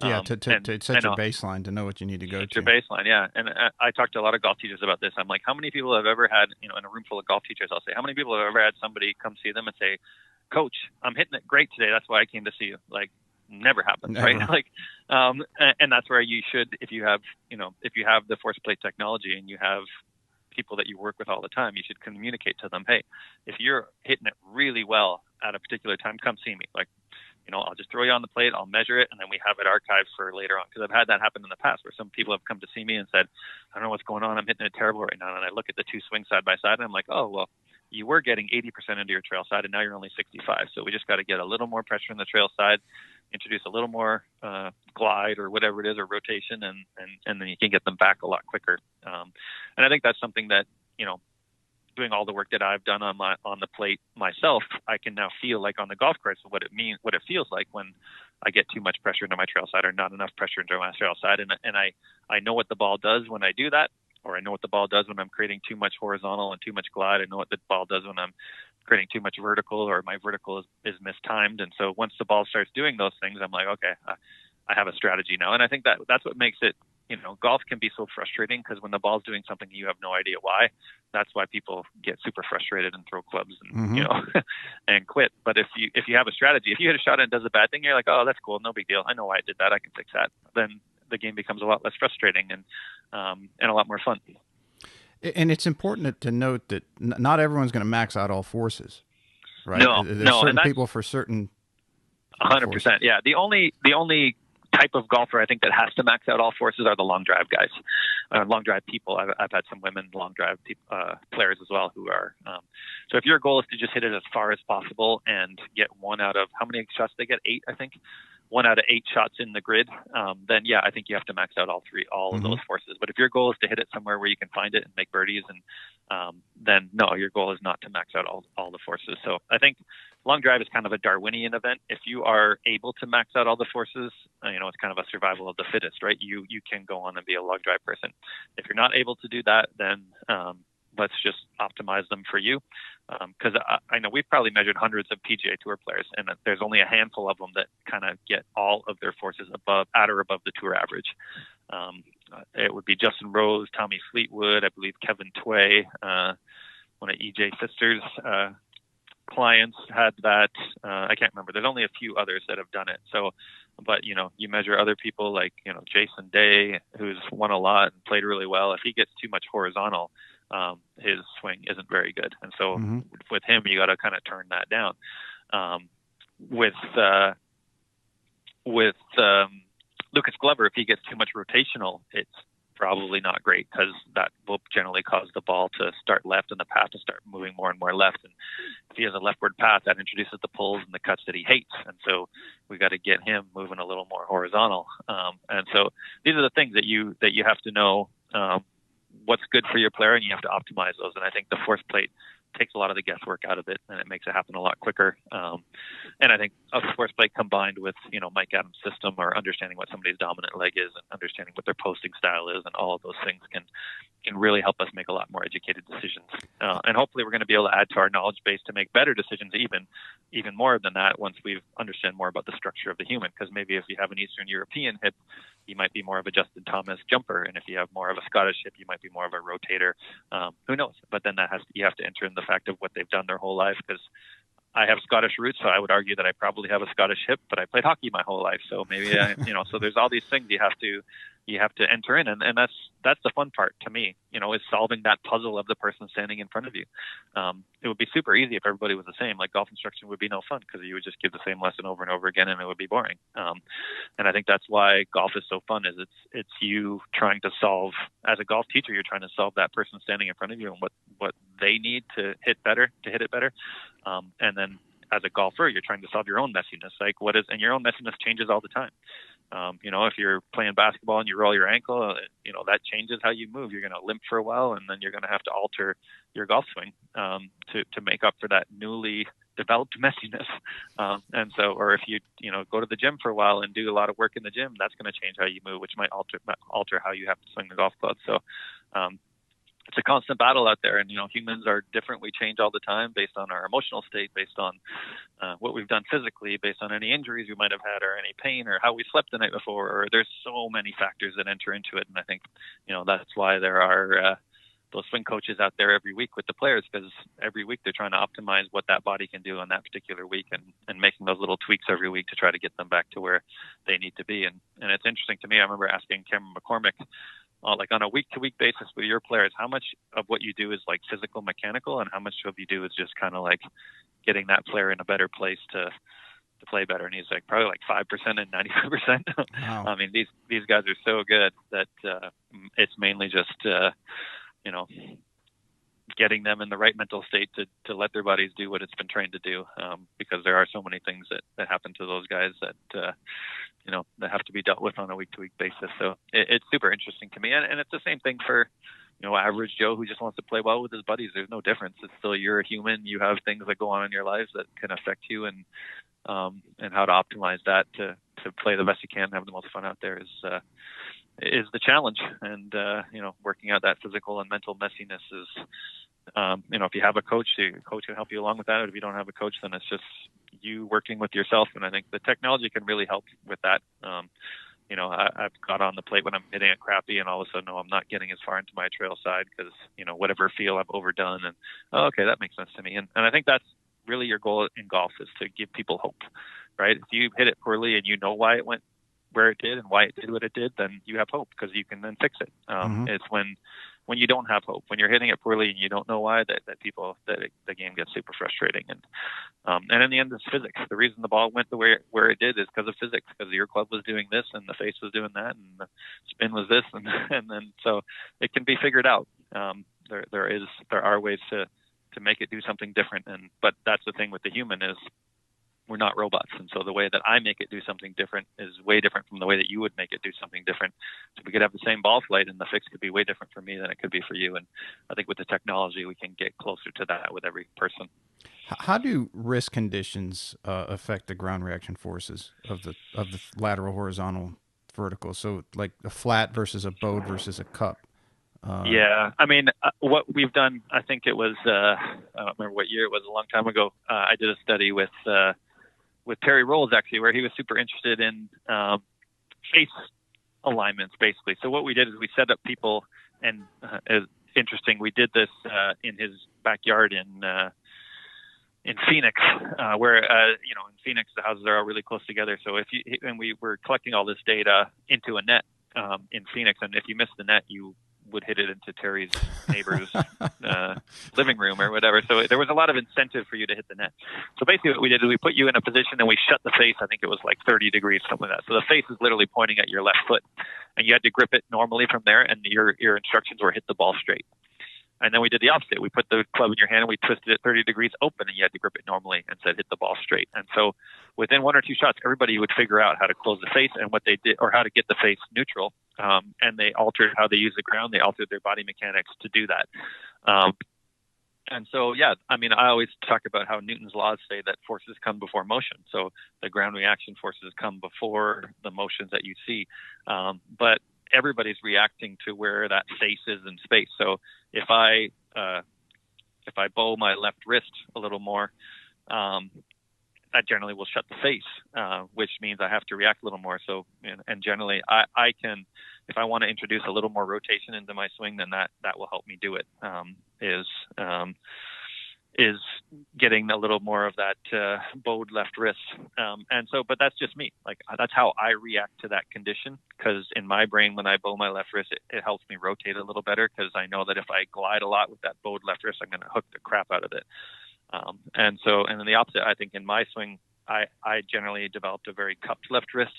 And I think that was my body figuring out how to not hook it off the planet when I was a little kid, right? I just tried to open the face as much as I could. But that was creating a lot of kind of glancing blows and costing me a lot of speed. And so, everything in the human body is connected to everything else. So if I put you in a different wrist position, your body will adapt and do something different on the ground, but everybody will do something slightly different, because everybody's brains are different. And that's something that I've used, because I know that if I shut the face a lot, that helps me move a little better in a way that doesn't hook it. Because with the face shut, if I keep doing what I did before, which is my slightly rightward path, I hook it off the planet, and I hate that. So my body will adapt if I put myself in a closed face position to move in a way that it doesn't do that. So, and these are all the things that you figure out with, because it's all connected. You figure out all these things with trial and error with humans, right? And so this would be like a good way to try to figure all these things out is to just do Goldilocks drills with yourself. So one of the things I like about Mike's system is the right hand grip can really help control the face. So he calls it an under right hand grip, would be really strong right hand. Side under would be a little less strong. Side on is kind of a neutral right hand grip. Then we got side cover and cover, which would be weaker left hand grips. And he has a little test to determine what's optimal for you. And sometimes when people do the test and I look at it, I'm like, I'm not really sure, like, if what you are, because sometimes people just do things because they think they should do it. They're not doing it because that's what's natural for them. And so it's hard to get that. So what I'll do is have hit in your normal grip. Okay, now make it a little stronger and hit another one. Now make it a little weaker and hit another one. Like, which one of those do you like the best? And they're like, oh, I kind of, when I hit it with a really weak grip, it's terrible. When I hit it with a little stronger, it's a little better. So you can kind of Goldilocks it for yourself. And so I think that's a good strategy for people that maybe don't have the technology and can't really figure out for themselves how the wrist conditions affect the ground. And it's different for everyone. Putting a bowed left wrist on me gets me a little more rotational, but on somebody else it could do something completely different because the way everybody reacts to different stimuli is going to be different because we all have different experiences. We all have different neural pathways that we've laid down over all of our lives. We all have different anatomy. We all have different structure. And so all of those things are going to be different. So that's why the technology is there, because we wouldn't need it if X always caused Y, which, in some engineering fields, if I'm dealing with a piece of metal and I do X to it, then 99.9% of the time Y is going to happen. But with a human, that doesn't happen because you we've have got so much messiness. Science and the applied science. Totally. Right. And that's what makes it fun. And if that excites you, if solving those puzzles of human beings excite you, then golf might be for you and golf instruction might be for you. But if you want more, this, then this, then this, then maybe it's not for you because there are so many things that can go wrong. And if it's exciting to try to solve that puzzle, to me, if I have a really poor round of golf, obviously, you're not going to be happy about it, but I see that as a challenge to go home and figure out what happened. Like, why did it do that? What was happening in my body or my brain in that day that caused that to happen, and how can I make it not happen again? And so that's a little puzzle for me to solve. And the same thing when I'm helping somebody on the plate. I've worked with a lot of people on the plate. Recently, right before the event at Riviera, I got the opportunity to work with Vaughn Taylor on the force plate, and I don't think he's made a cut ever since. He's played terrible, and I don't know. There's so many things, right, that could affect how he played on the plate, but to me, I didn't help him as well as I should have. And so, there's two things I can do. I can go say, screw him, he doesn't know what he's doing, or I can be like, I got to get better. There's something that I didn't get across to him, or something we didn't find on the plate, or some way we didn't help him. And to me, that's the challenge: is to get better every day and try to figure out how you can help everyone. When, as far as the force plates, when do most good players start the downward push in the downswing, and when do they typically start their vertical? The peak vertical force has to happen a lot earlier than you'd think. And I would say with, the peak or the downward movement, which I call the preload for the vertical. Everybody watches Rory, who goes down in his transition, right? As the club's at the top, he kind of lowers down in transition. That's an extremely responsive nervous system that allows that to happen, because he has to go down and then produce that vertical force in a very short period of time. And Rory is an incredible athlete to make that happen in time. And so everybody's nervous system works differently. I've worked a lot with Ben Shear up in the New York area, and he has a system where he puts people in little groups based on their nervous system. He calls it a resistor or a releaser. So a resistor is somebody who has a very reactive nervous system. This would be like a Tony Finau, right? A very short, compact, quick, ballistic swing. And then a releaser would be somebody like Phil Mickelson, right? So Tony Finau and Phil Mickelson probably produce pretty similar clubhead speeds, but they do it way different, right? Phil has to rev that engine for a long time, right? He gets a lot of time to create speed, whereas Tony does it over a very short period of time. And why is that possible? Because those are two very different nervous systems. And so what we look at is the timing of the peak vertical. And the latest your peak vertical should happen in golf is club parallel on the way down. So that's P6, I believe. Yes. And because in order for the vertical force to kind of reach the club and create because we're measuring the force between the feet and the ground, and that force has to get through your body into the club, which takes some time. Right. So, yeah, we can't have it happening at impact. And I would say there's kind of, if I put 100 random amateur golfers on the plate and we had people with mistimed verticals, I would say 90% of them would have verticals being too late. So I think too often people are just trying to stay in their posture and their verticals happen way too late. The only early verticals I've ever seen, which would mean happening kind of right before left arm parallel, which would be like P5, would be like really high speed swingers. I would say there's probably a handful of times in my life. Kevin Tway was one of them, where we tried to delay his vertical a little bit, and he already swings at 125, 130-ish. I've had a couple other instances of really high-speed swingers where we've tried to delay verticals, but on average, we're really trying to get verticals to happen sooner with most players. And this could be, like we talked about, how you can overdo something. And TPI several years ago made early extension like the cardinal sin in golf, right? Everybody, I don't want to be an early extender. Right. That's like the worst thing you could possibly do. I think it's still going on. Yeah, and really a vertical force is an extension. If you look at Justin Thomas's swing, right? He's got a lot of extension in his swing, and when it happens, with him, it's probably well timed. But other people maybe are staying in their posture a little too long and trying to really avoid being an early extender, which is causing the verticals to be way too late and could be creating issues on the other end. So it's possible to be a late extender as well, and that's something that I'm finding a way more of than people producing way too early vertical forces. And so literally when you load the vertical is dependent on your nervous system. So some people, I'll tell them to kind of do some lowering in the backswing. If they need more vertical, getting them to lower in the backswing allows them to get that vertical to peak at the right time. Lowering in the downswing is a very athletic nervous system, which I would say 99.9% of us can't do. If I try to do a Rory swing where I lower in the downswing, I generally hit it about 1.5 foot fat.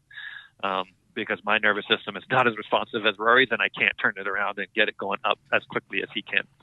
And then with even less responsive nervous systems, you might even want to just preload the verticals at setup. So just get a little more squatty at setup, because that will get the verticals out of the system when we need them. So to me, I always look at when the verticals occur, and then if they're too late, we got to try to move them earlier. And the strategy to move vertical force earlier is to preload it earlier. And everybody sees Rory, what's the downswing? 0.2 of a second. So to preload your verticals and to get them out of the system in 0.2 of a second takes a very responsive, very athletic nervous system, which Rory has and not many of us do.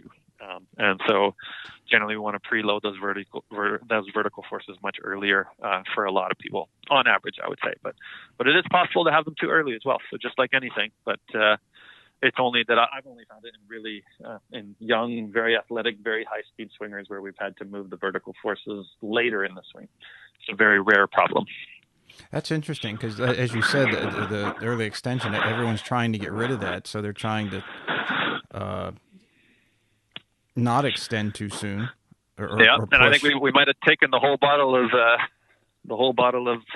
aspirin in that case, right?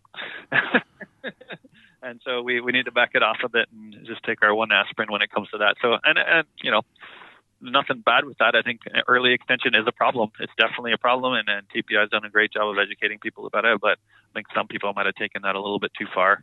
And that's just a hypothesis. I don't know if that's actually the case. I mean, I'm just trying to figure out why it is that we're seeing all these. I would say it's almost an epidemic of late vertical forces in amateur golfers that I'm trying to make those vertical forces happen earlier. Well, yeah. I mean, you take a look at Jack Nicklaus. Technically, he would be an early extender, right? And kind of hard to argue with that one. Totally. Yep. And so that's the thing. Anything that we've ever thought it to be, if anyone's ever said X is like a terrible thing in golf, or is the worst thing you can do in golf, I guarantee you can find a player who's made a ton of money and hit a lot of great shots doing that. And so I don't think there is anything that's detrimental to everyone. I'm sure we could find somebody that's doing it and hitting the ball well. And so, my job as a scientist is to figure out why does that work in that person and not that person? And there's got to be an anatomical reason or a physiological reason, or there's got to be some reason that works. And that's kind of the road that I'm going down to try to figure those things out.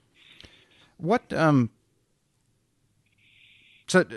you've got a lot of work, obviously, that you're doing, even as in COVID. If anyone's listened so far and they think, well, he's, the school shut down, doesn't have a lot to do. You're, I mean, between books and studies and continuing research of your own and everything else. It's a wonder that you have enough time in a day.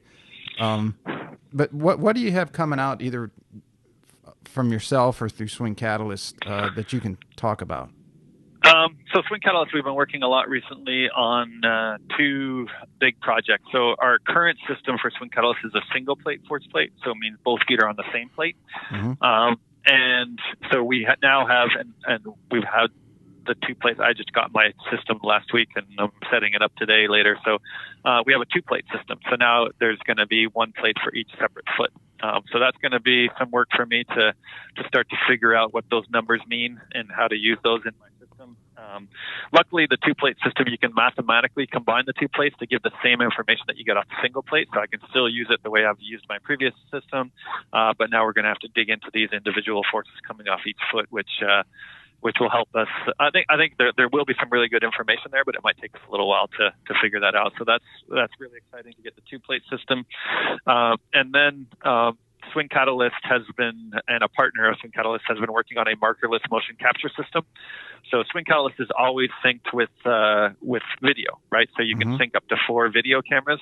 Really cool. I was just doing a Zoom call with John Dunnigan the other day, and he has the face on, down the line, a butt cam, and above from above. So there's a camera above your head so you can see, which is really cool. But basically just using those same cameras that people have been using with their Swing Catalyst forever, we're going to be able to do markerless motion capture, which will give us a 3D rendition of the human. So previously to do 3D motion capture, you'd have to put markers all over you like a K-vest or a gear system. This is going to be 100% markerless. So the person will just be able to step on the plate and hit, and we'll get some 3D information from it. The first thing we're looking at, which has become really talked about in golf swing, is the center of mass. So this thing will be able to actually measure where all your segments are in space as you're swinging. So then the calculation of center of mass, I think, will be a lot more accurate. And where those forces are acting off the ground relative to your center of mass is pretty important because it creates some torques and moments to help determine how you move. And where those forces are relative to where your joints are is really important in terms of the stresses you're putting on your joints. So once that system gets released, we're going to be learning a ton more about that as well. So the two plate system and the markerless motion capture are going to be very useful. So those are things we've been working on. And then it was interesting through COVID. Swing Catalyst is a Norwegian-based company, and they had some government grants to keep small businesses alive in Norway. But you had to develop an offshoot or a new product or a new thing. So to apply for some of these grants, they needed a new product or a new offshoot business or something like that. And so Swing Catalyst has always had a offshoot company called Motion Catalyst, where we wanted to apply force plate and pressure plate technology to assessing human beings. So whether it's in a physical therapy setting or in a gym setting or whatever, there's a lot of other companies that have done that, but none of them have synced video. So you can't watch the person do it. You just get the force information. And none of them have 3D motion capture synced with it as well. So Swing Catalyst applied for one of these Norwegian grants to advance this motion capture or this motion catalyst company. And so we've been working a lot with some of our partners on using our force plates and doing jump testing and squat testing and balance testing and things that could be useful in testing just the capabilities of the human being, never mind if they're a golfer or not. So that's something we've been working on as well. And I think this could be a big sales pitch for Swing Catalyst, because now, you could probably, if you're a golf instructor and you work with a physical therapist, which most of them do, or you work with a strength coach, which most of them do, now you have a system that can help all of you help people better. So it could be because Swing Catalyst is not cheap, and a lot of golf instructors just on their own, it might be too expensive for them. But if they partner with a physical therapist and a strength coach, and you all have a system that you can use to help people, it could be a lot more useful. So that's where we've been going down that road. So a lot of new stuff. And as I said before, Swing Catalyst has been doing very well through COVID, because, I think golf instructors have been teaching a lot of lessons, and that's one industry that has probably been positively affected by COVID. And so we've been able to do a lot more stuff with the extra sales that we have coming in. So it's kept us super busy, which is a good problem, I guess. That's a lot of toys out there for golf instruction. There are a lot of toys, but I think to me the the important part of the toy is the education to teach you how to use it. Mm-hmm. I think a bad business model for any kind of technology or any kind of toy is say, hey, here, have this thing, figure it out. Good luck to you. And that's kind of what Swing Catalyst was when I first started. It was like, hey, look at these pretty pictures and these nice graphs.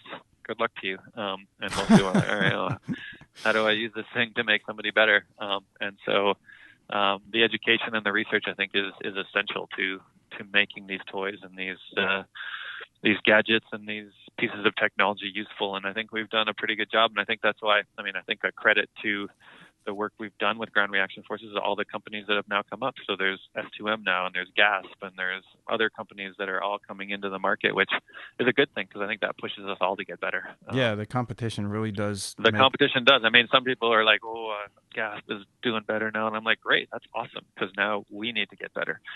And we need to push ourselves to learn more and get better. And so, yeah, I never shy away from competition because it just pushes the whole industry to get better and learn more and keep pushing forward. One thing I wanted to touch on, and it kind of goes back to your work with the orthopedics, if somebody might have been wondering, if you're into ground reaction forces and golf and the orthopedic part you touched on, where everybody's facets are different. There's different range of motion between your lumbar spine, your thoracic, and your cervical. I listened to you on the Barbell Shrug podcast, and one thing I found very interesting, because, well, let me give it a little background, is you do a lot of work or had done a lot of study in training, and you kind of touched on that a little bit, weightlifting and things like that, right? If I'm not mistaken. But on the Barbell Shrug podcast, you were talking about single pattern movements, which, like, I think your example is a track person that's always turning to the left. Obviously, a golfer would fall into that category. They're always swinging one way versus, say, a football or basketball player where they're moving laterally, forward, backward, all different ranges. So to mitigate the imbalances and ultimately avoid injury, what types of things do you see or believe that golfers should be doing or recommend to golfers? Yeah, that's really interesting. I don't know the answer to that question because at that point, the Barbell Shrug podcast, I think, was done. I don't even remember. A couple of years ago, yeah. I still found it very, very interesting. Yeah, I think it, and like I said with Mike Adams' book, right? Anytime I think something now, months or weeks or years later, I might learn something that. At that point, and still, I have been doing a lot of research into the functional movement screen and some of Gray Cook's stuff that, he was really instrumental in developing the TPI screens with Greg Rose. And one thing that I learned from them is, imbalances are not good. He always said that, hey, if I do a lunge on my left and I do a lunge on my right and it's way better on my left than my right, I'm at a high risk of injury. And we've always assumed that an imbalance right to left is a risk of injury. And I thought that, that made a lot of sense to me, and I think that's a good thing. But I do some work also with some NHL hockey teams, and we've been working, well, before COVID, we've been working with the Anaheim Ducks quite a bit, and we do a bilateral vertical jump with all the players. So we look at, when they do a maximum effort vertical jump, how much forces are coming out of each foot, how much total force are they creating, and all this stuff. And the first time we did the testing, there was one player who had like a 75-25. So as they went to produce their maximal force, it was like 75% from one foot and 25% from the other foot. And I was like, ooh, this guy's at high risk of injury. So I put a big circle and star around him. And I'm like, when I meet with the management, I've got to make sure I tell them about this guy, because we got to make sure we get this guy balanced and do some work with him, or else he's going to get hurt. And so I got in front of the management and I was like, yeah, this one player, you can see this big imbalance. Like, I think he's at a high risk of injury. And they all kind of look at me funny and they're like, that's Andrew Cogliano. And I don't know if you know anything about hockey, but he's like the Iron Man of hockey. He played like 800 games in a row and never got hurt. He lost his record. So he missed a game because he high-sticked a guy in the head and got suspended. So that was the only, but he didn't get hurt. And so I worked with the team for another 3 or 4 years after that, measured him every time. He was always the same, never got hurt, played every single game. So there might be something inherently about people's structure or what they have to do every day where a certain imbalance could work for them. And so that's something I got to think some more about. I know Ben Shear's working hard on a golf training program where he's talking about, hey, if you're a glider, you want to do these types of exercises in the gym, which would be more frontal plane, like slide board type things. you're a rotator, that's where or a spinner, you want to do some more of these things. And if you're a jumper or a vertical player, you want to do some more of these things. And I don't know, I think there can always be too much of a good thing, right? So if I'm a glider in the gym and I glide all day on the range, and then I go to the range, or I go to the gym and I do some slide board stuff, is that just too much glide? Did I just take the whole bottle of aspirin? Mm-hmm. I don't know the answer to that. There's got to be a fine line there. And so, maybe if I'm a glider on the range, if I want to stay healthy and I'm hitting tons of balls, then I want to do some rotational stuff in the gym to stay healthy, and to give me the variety that I need to stay healthy. That might be something, and I think it really depends on what point you are or where you are. Like, so in the off season, a golfer who's a glider might want to do a lot of gliding because they're probably not hitting a whole lot of balls, and that's going to add to their power. And whereas during the season, when they're already, hitting 100 balls before their round, playing around, hitting some balls afterwards, and doing a ton of golf stuff, then they might want to do some different kind of training. So I think that's something we really got to think about, and make some better educated decisions about that. But I do know that, I think variety is good for health of joints.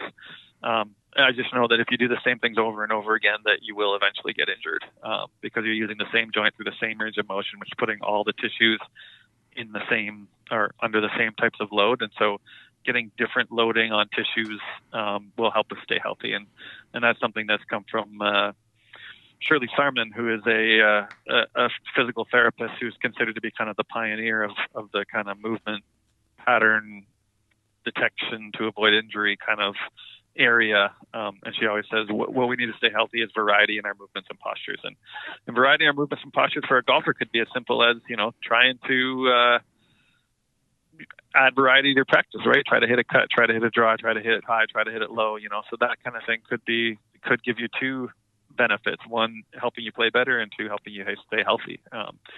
And rather than trying to do the same things over and over and over again. So that's a question I don't know the answer to. I thought I was closer to knowing the answer to that question until we did that testing with the Anaheim Ducks, where I'm like, oh, well, maybe not. So I think there are some imbalances in some individuals that could be beneficial. And interestingly enough, with Andrew Cogliano, he got traded to the Dallas Stars, and so he left the Ducks, and we don't know what he did. And within, I think, months, he was hurt with the Dallas Stars. So who knows? Maybe he went over there, they tested him, and tried to get him more balanced, and where we just left him alone and said, hey, it's working.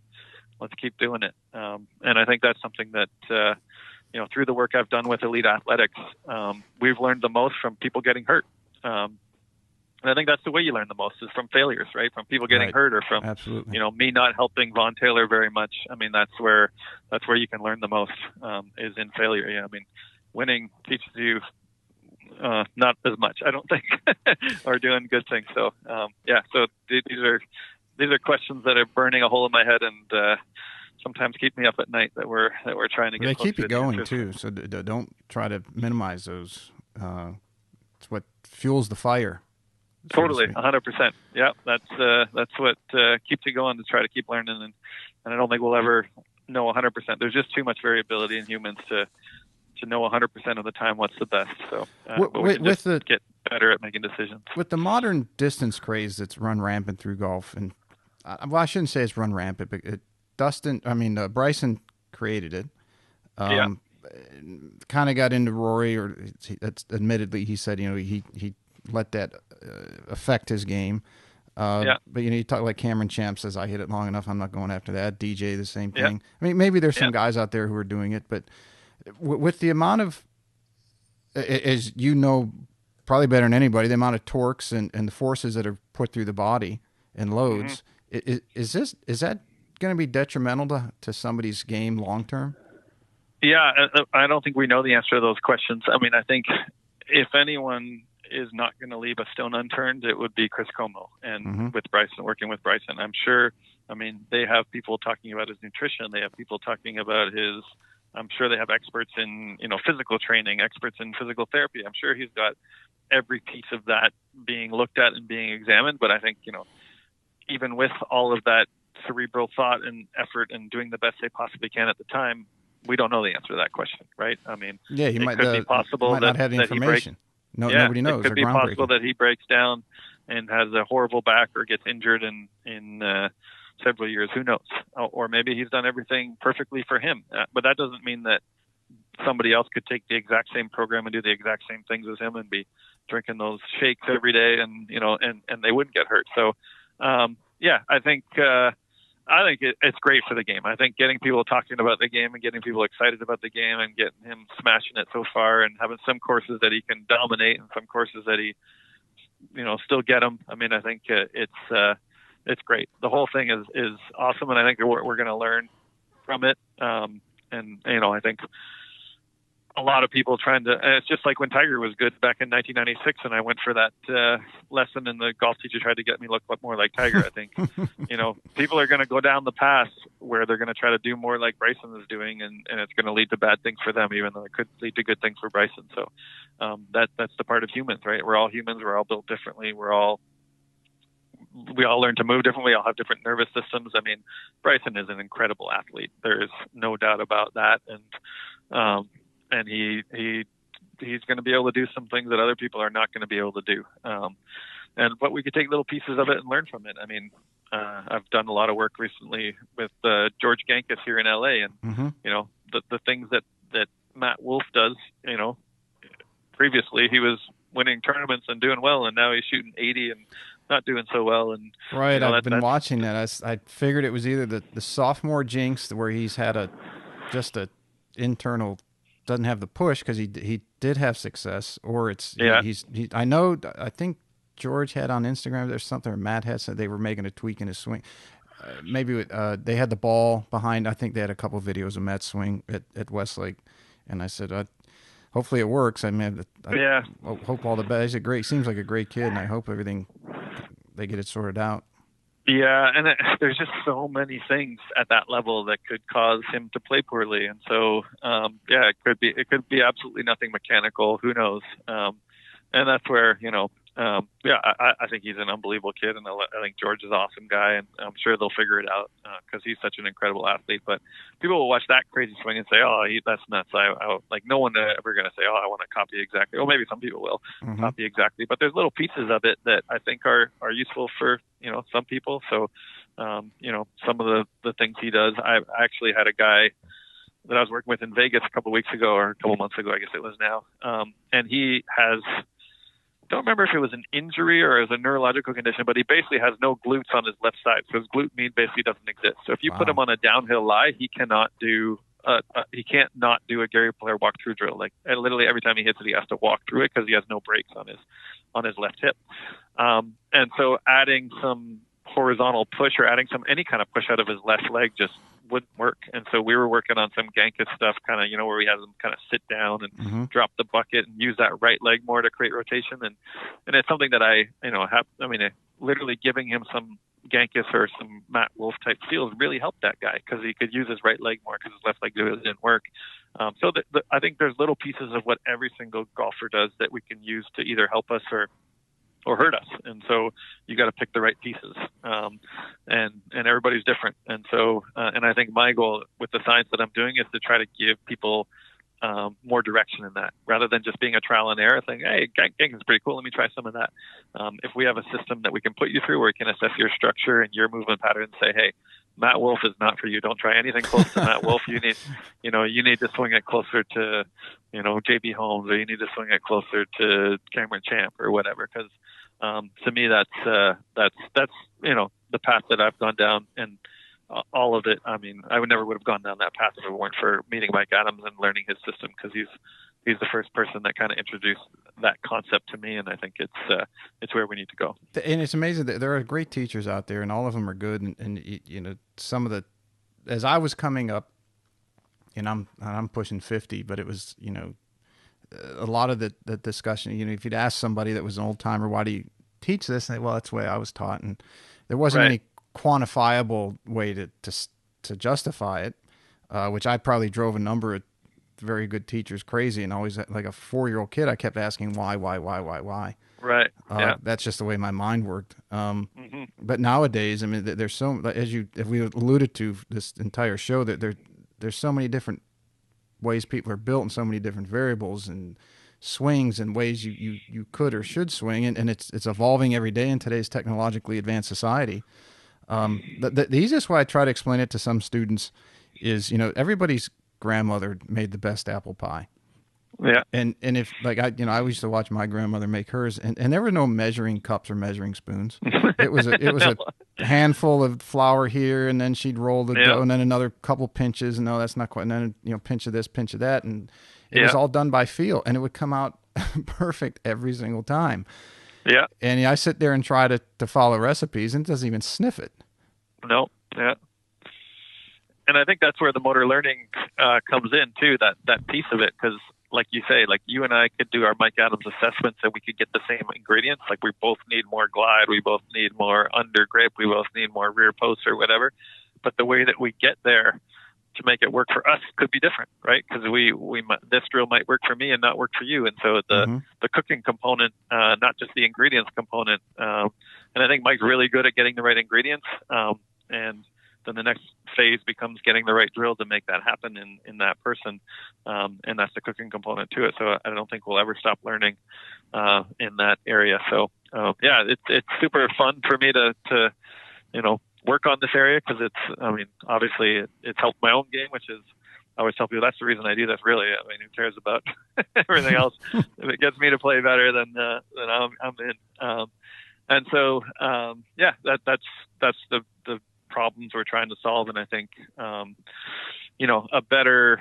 if you have a better little checklist, if you can test yourself and figure out what you need in your swing, I think that's the best start, because everybody needs something different. And I think, Mike's the first one to go down that path. And I think every good golf instructor does it. Like, you watch George Gankis teach on Instagram and you think he always does, his Gucci thing or whatever. But when you actually watch him teach in person, it's not that way. He does, okay, well, this guy needs a little more of that, a little less of that. This guy needs a little less of that. And a lot of them, have it in their heads. And I've watched Sean Foley teach a whole bunch of times, and he kind of, I watch him sometimes, and somebody will hit a ball and he'll close his eyes and just listen to the impact, and he'll be like, no, I don't like that. Let's try something else. Mm-hmm. And so they have, they don't teach everybody the same thing. They do work through a little system in their head, but I've watched Sean Foley teach, and I can't understand how he gets from A to B, right? With the way his brain works, I'm like, oof, I could never quantify how he did that. But they leave and they're hitting it better, and everything went well. And whereas with Mike, I can really understand his system. I'm like, okay, if this, then this, if that, then that. And that's something that, as a scientist, I can get behind. Because every good teacher, there's no way you could get to being where those guys are, where George Gankis is, Sean Foley is, Mike Adams is, without being able to help more than one type of person, right? They have ways. And if you look at, Sean's players, like look at Cameron Champ, look at Justin Rose, look at Danny Willett, they all swing it different. Look at Lydia Ko. They all swing it different. Yeah, they all swing it different, but he makes it work for all of them. So he does have a system of teaching differently to different people. It's just Mike's is one that is really kind of defined, and as a scientist, I like that better, because I can wrap my head around it a little bit easier. It's not just somewhere in your brain how those things, how those algorithms are working. So yeah, I think all good teachers have that, and I think that's where we need to go. And my scientific brain, I kind of gravitated a little bit more towards Mike Adams, because I could quantify it a lot easier, right? Because he had these little tests he put people through, and it made a lot more sense to me how he made his decisions.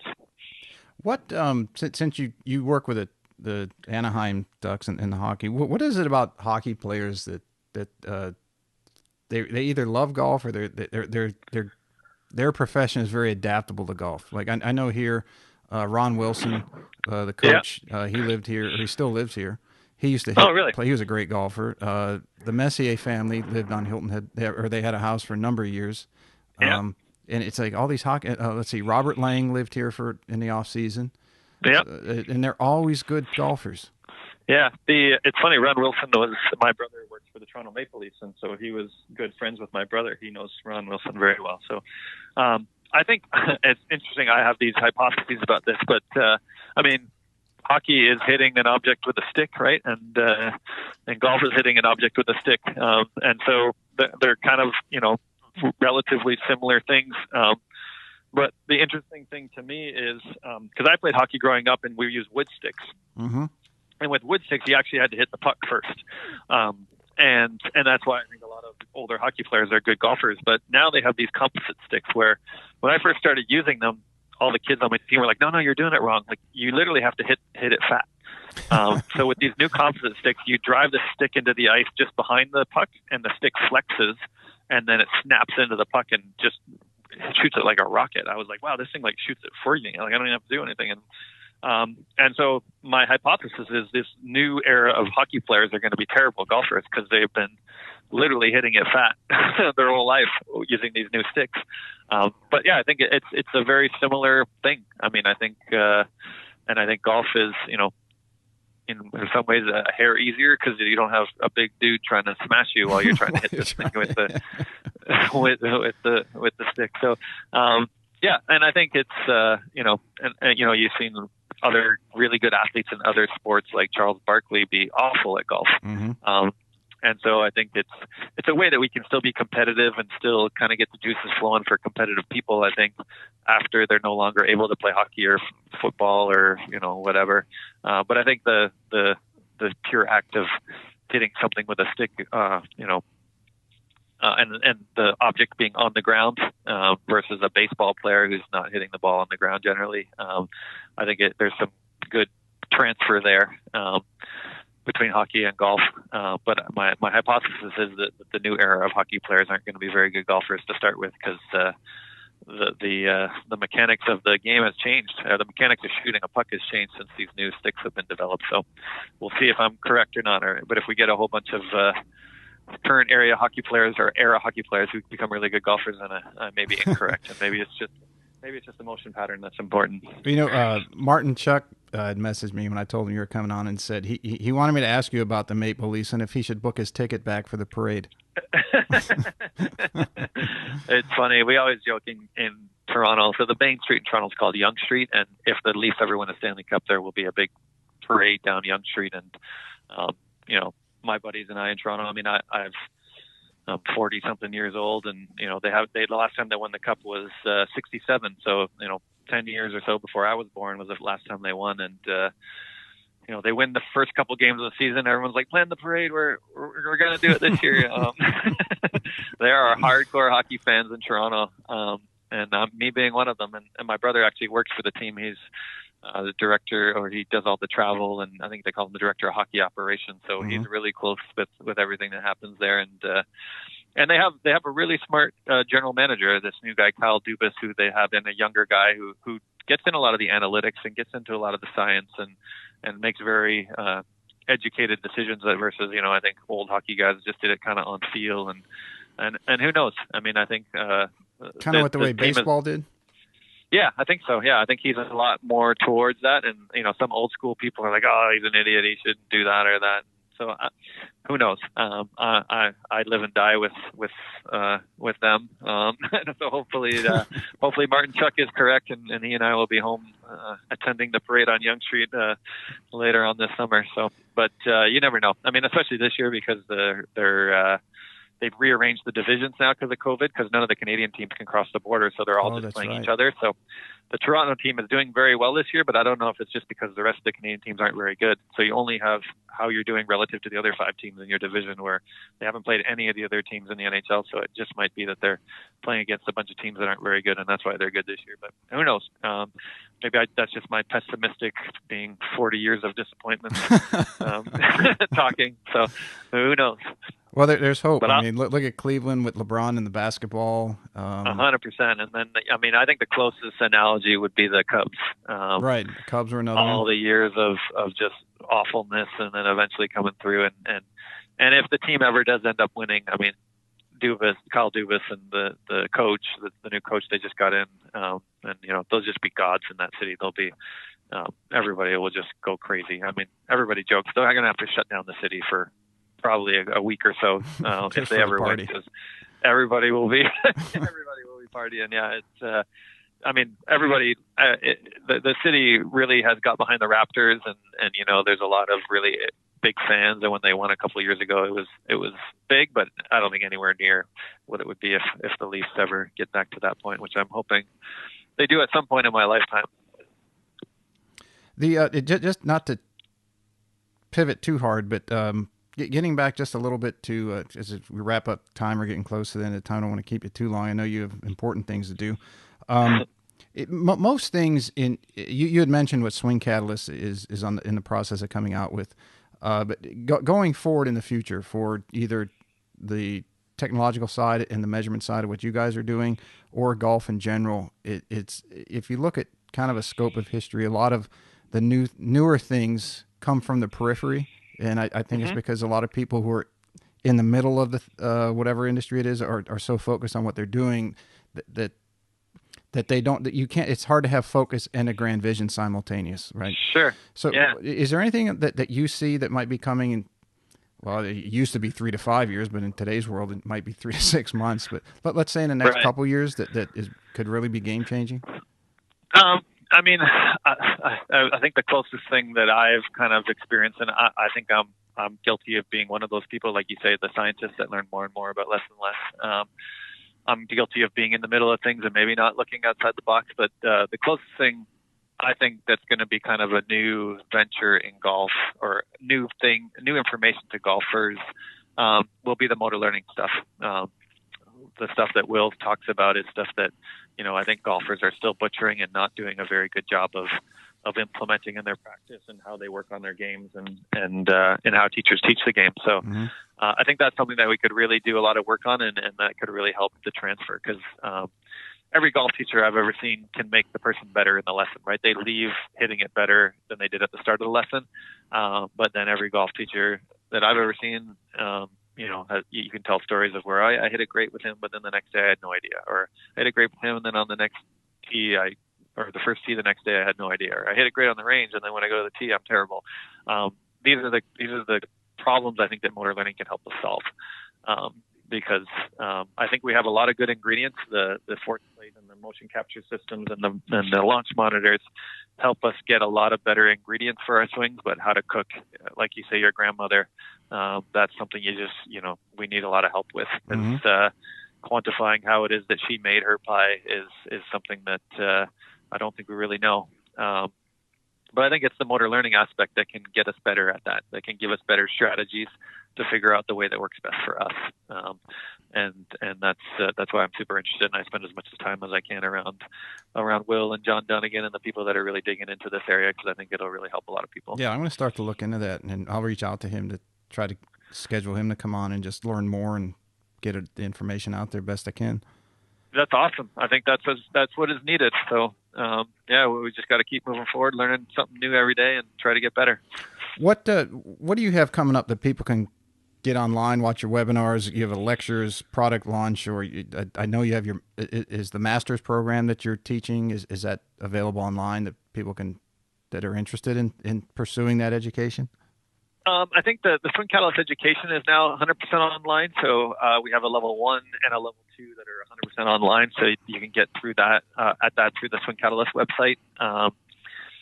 Any live things I have coming up, I have a couple things in Germany that I'm doing for the German PGA. So that probably won't help too many of your listeners. But not too much coming out, because the live events are better in the off season for golf generally, in the colder months for the northern or the North American people. And so, I would say, probably the best information that's out there, the stuff that I've done most recently would be the Swing Catalyst Level 2 certification, which is online now. I think it's relatively cheap. I think they charge about $50 for it or something like that. The Level 1 is free. I did that a really long time ago, but I still think it's some good basic information. And then, things like this. I mean, I think a lot of people can Google, the Barbell Shrugged podcast or any of the webinars I've done. We had a bunch of webinars we did over the COVID break, or over the quarantine, where we got a bunch of, I think Sean Foley did one with me, and I think Jonathan Yarwood did one. Yarwood did one with me. So he's local too. I mean, we got smorgasbord of coaches here. You do. You got a good golf area there. Too bad you lost Jason Bale. He's one of my favorites. Mm-hmm. But Southern Florida gained a good one there. But So I think just looking up that stuff, and I mean, if people have any questions or any burning things they want to talk about, I mean, get in touch with me would be great, because I enjoy talking to golfers and golf instructors all the time, because I learn new things and maybe learn different paths that I might need to go down and research a little bit more as well. So they can get in touch with me via social media or email or however they want to. And I'll have, as always, in the summary and description, I'll have all the links to those things, and anyone just click on it and shoot you a note or give you a call, however best way that they can reach you and get you guys connected. That's great. Yeah. And I think you tried to call my office number, I think, this week. And obviously we're not allowed to be in our offices here in California. The campus is still shut down. So that's not the way to get in touch with me. But yeah, email or social media is a good way. Twitter and Instagram, as always, has taken over a lot of people's worlds now. So that's the way a lot of us are communicating. So I resisted for a long time, but I'm on board now. So I check those quite often. Perfect. All right. You ready for the Emergency 9 rapid fire? Perfect. And we'll wrap up and let you enjoy the rest of your day. Sounds great. Fire away. So Mike worked with you on your game. You played well enough, and you got in a PGA tournament and won, and you made the Ryder Cup, or in this case, the President's Cup. What would be your walk-up song to the first hole? Ooh, that's a good question. I would have to go with, there's a band called the Tragically Hip, who are a Canadian band that probably not a lot of people have heard of. Mm-hmm. So I'd probably have to go with one of them. They're kind of the band that, like, when I think of my childhood and my kind of growing up, they're the band that I most identify with. So they have a song called At the 100th Meridian that I would probably use. Okay. Oddest thing in your golf bag? Sorry, hottest thing in my golf bag? Oddest, the thing that's the most thing odd. In my golf bag. Interesting. You know what it probably is? That's an interesting question. So my grandmother was born in a little town called Pittenweem, Scotland, which is just around the bay from St. Andrews. And so when I went back to St. Andrews and I played there, I purchased a ball mark fixer tool from St. Andrews. Mm-hmm. And also a little ball marker with a little magnet from St. Andrews. And I have that in my golf bag and use it whenever I play. Most people don't even use a ball mark repair tool anymore, right? You just use a tee or something like that. But that is always in my pocket when I play golf, the ball marker and ball mark repair tool from St. Andrews, just because I have that connection to my family and to golf. And so that's, I don't know if that's odd, but that's always very cool in my golf bag and always in my pocket when I'm playing. What was just not to jump out of that real quick, but what was the last book that you read? The last book that I read, I'm actually really into the e-books now, the audiobooks, just because I spend all my days reading scientific papers and reading emails, and I haven't read a book like a paper book in a long time, but I would say the last one that I listened to that I really liked was Malcolm Gladwell's book, Talking to Strangers. I thought that was really interesting in terms of his, and I know a lot of people get on Malcolm Gladwell. I mean, I know he 10,000 hours he misinterpreted the 10,000 hour thing or whatever. But I just kind of like how his brain works. How he takes in information from a ton of different sources. Right? He takes in information from research, information from news articles, from historical stories, and he tries to make a point. And his point about talking to strangers is that we're awful at figuring out who humans are. He thinks we should abolish like the job interview, our job interview, because you don't really learn much. And one of the stories in that book that I found really interesting was kind of before World War II at the very start. I think it was the British who sent somebody to Germany to meet with Hitler, and he came back and said, "Oh, he's a great guy. We don't need to worry about all about him. There's no problem with him." Obviously, the guy made a pretty poor judge of character decision in that short period of time. So, I really enjoy Malcolm Gladwell's books just because they make you go. I mean, he has the one podcast that I listened to or read where he thinks golf should be abolished. He thinks we should turn all golf courses into parks, and he makes a very. I mean, and I'm a golf nut. When I saw that, I was like, "What? What are you talking about?" Yeah, but then you listen to it, and you're there. like, well, he makes some interesting points. And one point that he makes is St. Andrews, which is one of the most famous golf courses in the world, is a park on Sundays. You can walk your dog. You can, and he says maybe we should do that with more golf courses instead of having these big walls with guards and barbed wire around it. Maybe make it a park on the weekends or on a one day a week or something like that. I mean, to me, it's an interesting point. And the fact that I went up to St. Andrews one day, we were driving past and it was a Sunday, and yeah, everyone was out there walking their dogs and using it as a public space, which is interesting to me. So I don't know. I love golf. I mean, I disagree with his point that we should turn them all into public parks, but maybe there's a way that we can meet in the middle somewhere and make some of these gorgeous spaces that we all get to experience as golfers available to more people. So who knows? But yeah, I think that Talking to Strangers book is one that that made me think a little bit, that I've listened to recently.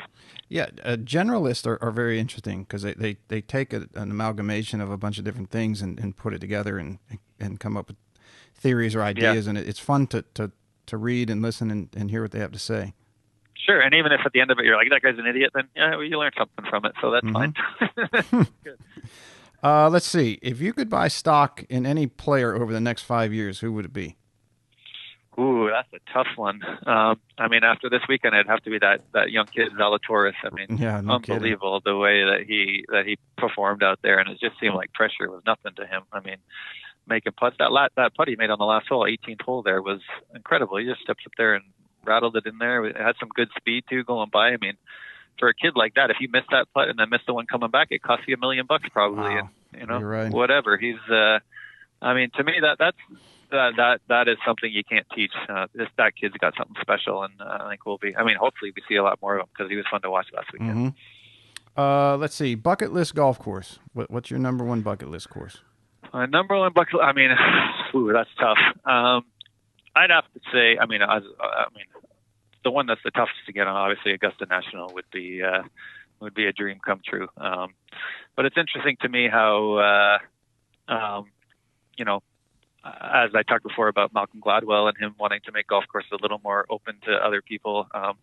I've had the most fun playing golf at places like Torrey Pines or Bethpage Black, or I played Harding Park in San Francisco this summer. These courses that are U.S. Open or major championship golf courses where like guys are rolling up in their sweatpants, and it just feels like regular people out there having fun playing golf. And I tend to gravitate more towards that type of place rather than a really snooty, kind of stuffy old place like I'm sure National is. So I don't know. That's a tough question to me. I've just had so much fun playing those types of courses. I mean, to me, the vibe around Torrey Pines or Bethpage Black or Harding Park is something that I think we need more of in this game, just where everybody can come out and experience these awesome places and get to love this game that we all love so much. There was a course like that not far from Hilton Head, probably an hour from Hilton Head, called Penny Branch, and the family that owned it, they had, I don't know if they had a solder farm on it and some trees, and they had, many years ago, they had converted it to a golf course. They ran it. The one son, Chris McKenzie, he was the super, and he ended up getting a job in Columbia, South Carolina. But the greens, the course from the tips was maybe 6,500 yards. Right. But they had these huge undulating greens, and they always kept them immaculate, and they were fast as can be. And that was the thing at Penny Branch. And for Hilton Head, you've been here enough, there's houses around every golf course. Well, up there were no houses. None. Right. And we would go get groups and go up there on the weekend, and the parking lot would be full of pickup trucks usually. And the quick story is one of the guys we went on a Sunday once, and he wanted to get a couple drinks, for Bloody Marys or something. The girl says, well, you got to be a member to have alcohol on Sunday. He's like, okay, I guess I'm going to pass. She goes, no, you can become a member. And he said, well, how much is it? And she said, $10. So, yeah. That's the kind of place it was. But I hated that they closed. They ended up shutting it down. Yeah, there's a lot of economic issues, obviously, with being able to have a nice golf course like that and still have it available to the public. And, my ideal situation where the course could be a park on Sundays, with some people, probably not taking care of the grounds and, maybe doing some bad things to the golf course may be impossible, but somehow it works in Scotland. I don't know how it works. I mean, I feel like Scottish people are just kind of born with golf etiquette somehow. Right. I was telling people when I was playing the 17th there that the one time I played there, I pushed my second shot onto the road on 17, and there's people walking all over the place, and literally they parted as if there was like a marshal there, and they like were quiet as I chipped, and they gave me an applause after I chipped it onto the green. And actually, I nipped it right perfectly off the road on 17 and put it up to a couple of feet. And this guy came out of the crowd after they applauded for me, and he's like, "Hey, I just filmed that on my phone. Do you want me to give it to you?" So he sent me the video. So I have a video of me chipping off the road on 17. So I think there's a way to do it. I don't know how it could be done, but yeah, imagine going to LACC or one of these fancy clubs in LA and saying, "Hey, you're going to be a park on Sundays." That's not the membership.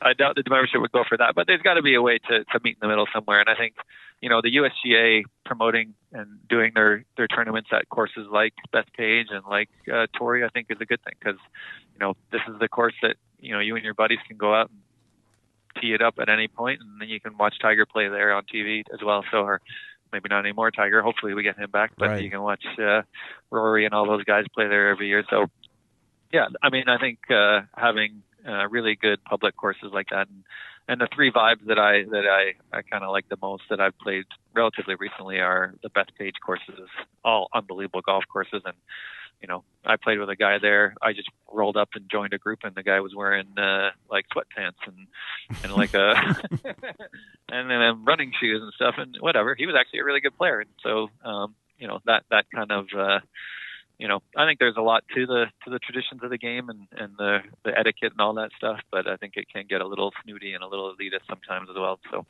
ways to make that better, I think would really help us. Cool. Let's see a few more. If you could put any emoji on your club, what would it be? Stamped. Ooh, I don't know. I would. It would probably be one of the smiley faces. To me, I have a lot of fun on the golf course. That's good. And so I think that's.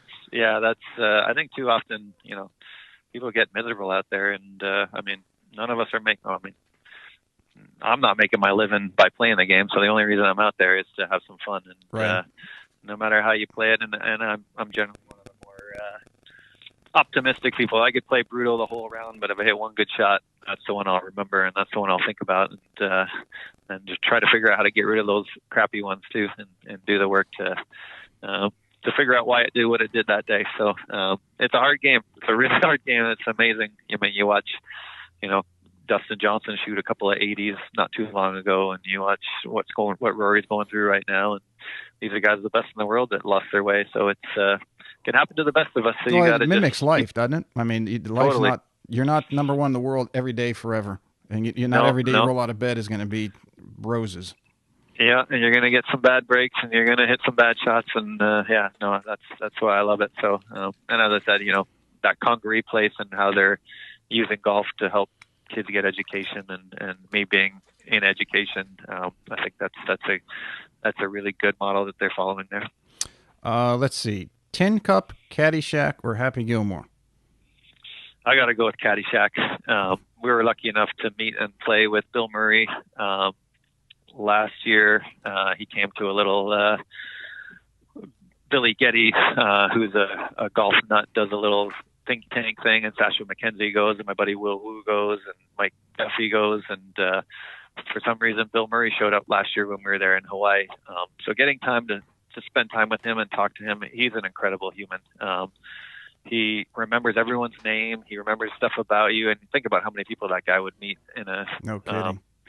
And he just, when you're talking to him, it's like he's all in. He's listening. He's remembering things that you tell him.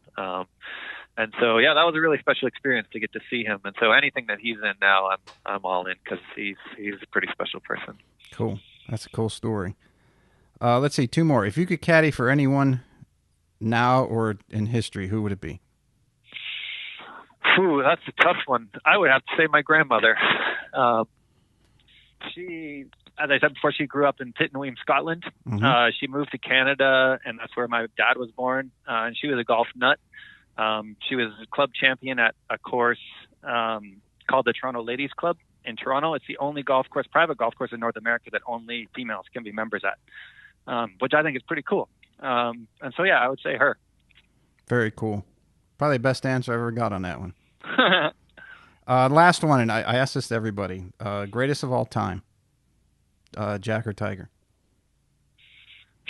I mean, I saw Tiger in his prime. I wasn't alive to see Jack in his prime. I mean, I think I kind of remember, what was it, 85 when he won the 86 Masters. 86, yeah, 86. I was pretty young. I kind of remember that, but those days in around 2000, I mean, that's when I was playing a lot of competitive golf and I was really into golf. And those days when you would say Tiger or the field, and it would be like, Right. I don't know.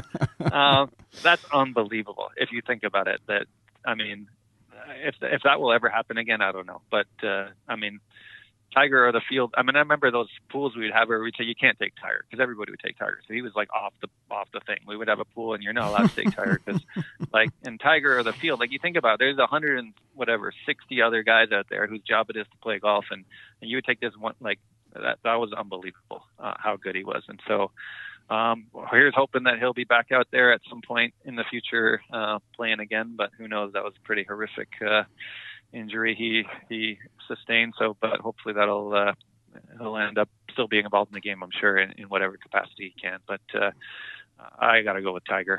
Yeah, there's one thing about him is no matter what he's going to get himself into, and we all hope he comes back, but if it's just not possible, whatever he does with the game, whether it's promoting kids golf or course architecture, I know he's into, he's going to do it to the best of his ability, and it's going to be something spectacular. Yeah, and I heard somebody say that the last competitive round of golf that he played was with his son in that father-son thing, which everybody watched. I don't know anyone who's in the game of golf that didn't watch that. Huge for that thing. That was unbelievable. And if that's the last time we see him play competitive golf, it's a pretty good way to go out. No kidding. Doctor, this has been on. I could sit here and talk to you for hours and hours some more. So I'll let you go if you make the promise that you come back on at some point and we could continue. For sure, man. Anytime. This was super fun. I really enjoyed it. You have a wonderful day, and I'll get you the links to everything as soon as it's all edited. And I'm sure everybody's going to love this one and learn a lot from what you had to say. Awesome. Thank you so much, man. Yep. Have a great one. Okay. Bye now. Bye. All right, everybody. Thank you so much for listening to today's show. If you enjoyed it, you can find more information on today's episode and other topics at golf360.blog. There you'll find the show notes and links related to this episode, as well as any other episode that we've done so far to date. If you're interested in improving your game and would like to learn more from yours truly by taking a private lesson, a half-day or multi-day school, club or putter fitting, you can reach me through the blog site or by email, pete@golf360.blog. So some of you may be asking, what is the golf paradigm? All you have to do is click on the homepage while on my blog site to discover how you can start playing better than you ever thought possible. Or you can simply sign up, again, on the blog page for my instructional videos where I give regular tips on all areas of the game to include the swing, club design and fitting, health, fitness and nutrition, the mental aspects, and equally as important, the integration of all those things together. I'm also on social media, and you can find me at The Golf Paradigm. That's PARADIGM. And I'm on Facebook, Instagram, and Twitter. And don't forget to subscribe to my YouTube channel, also under the same name, The Golf Paradigm. Facebook is usually the best way to reach me for questions and or comments, and I look forward to hearing what all of you have to say. This podcast is brought to you in part by Old South Golf Links. A short ride across a bridge from Hilton Head Island is one of the area's finest golf courses and a hidden treasure. Set up on towering pines and ancient oaks with sweeping marsh vistas, truly makes Old South Golf Links a one-of-a-kind golfing experience. The Clyde Johnson design was named one of the top 10 new public courses when it opened, and it also takes full advantage of the natural beauty of the Low Country. Old South is a fun and unique challenge for golfers of every skill level and a favorite of both locals and visitors. Whether it's your first time here or you're a regular, you'll be treated and feel like family. From the bag drop to check-in at the fully stocked pro shop with both men's and women's apparel, to breakfast or lunch before or after your round, the staff is always ready and willing to help. Experience for yourself why Old South is one of the premier golf courses in the Hilton Head area and why it will quickly become a favorite of yours too. Visit them in person or online at www.oldsouthgolf.com, or to make it tee time, simply call the Pro Shop at 843-785-5353.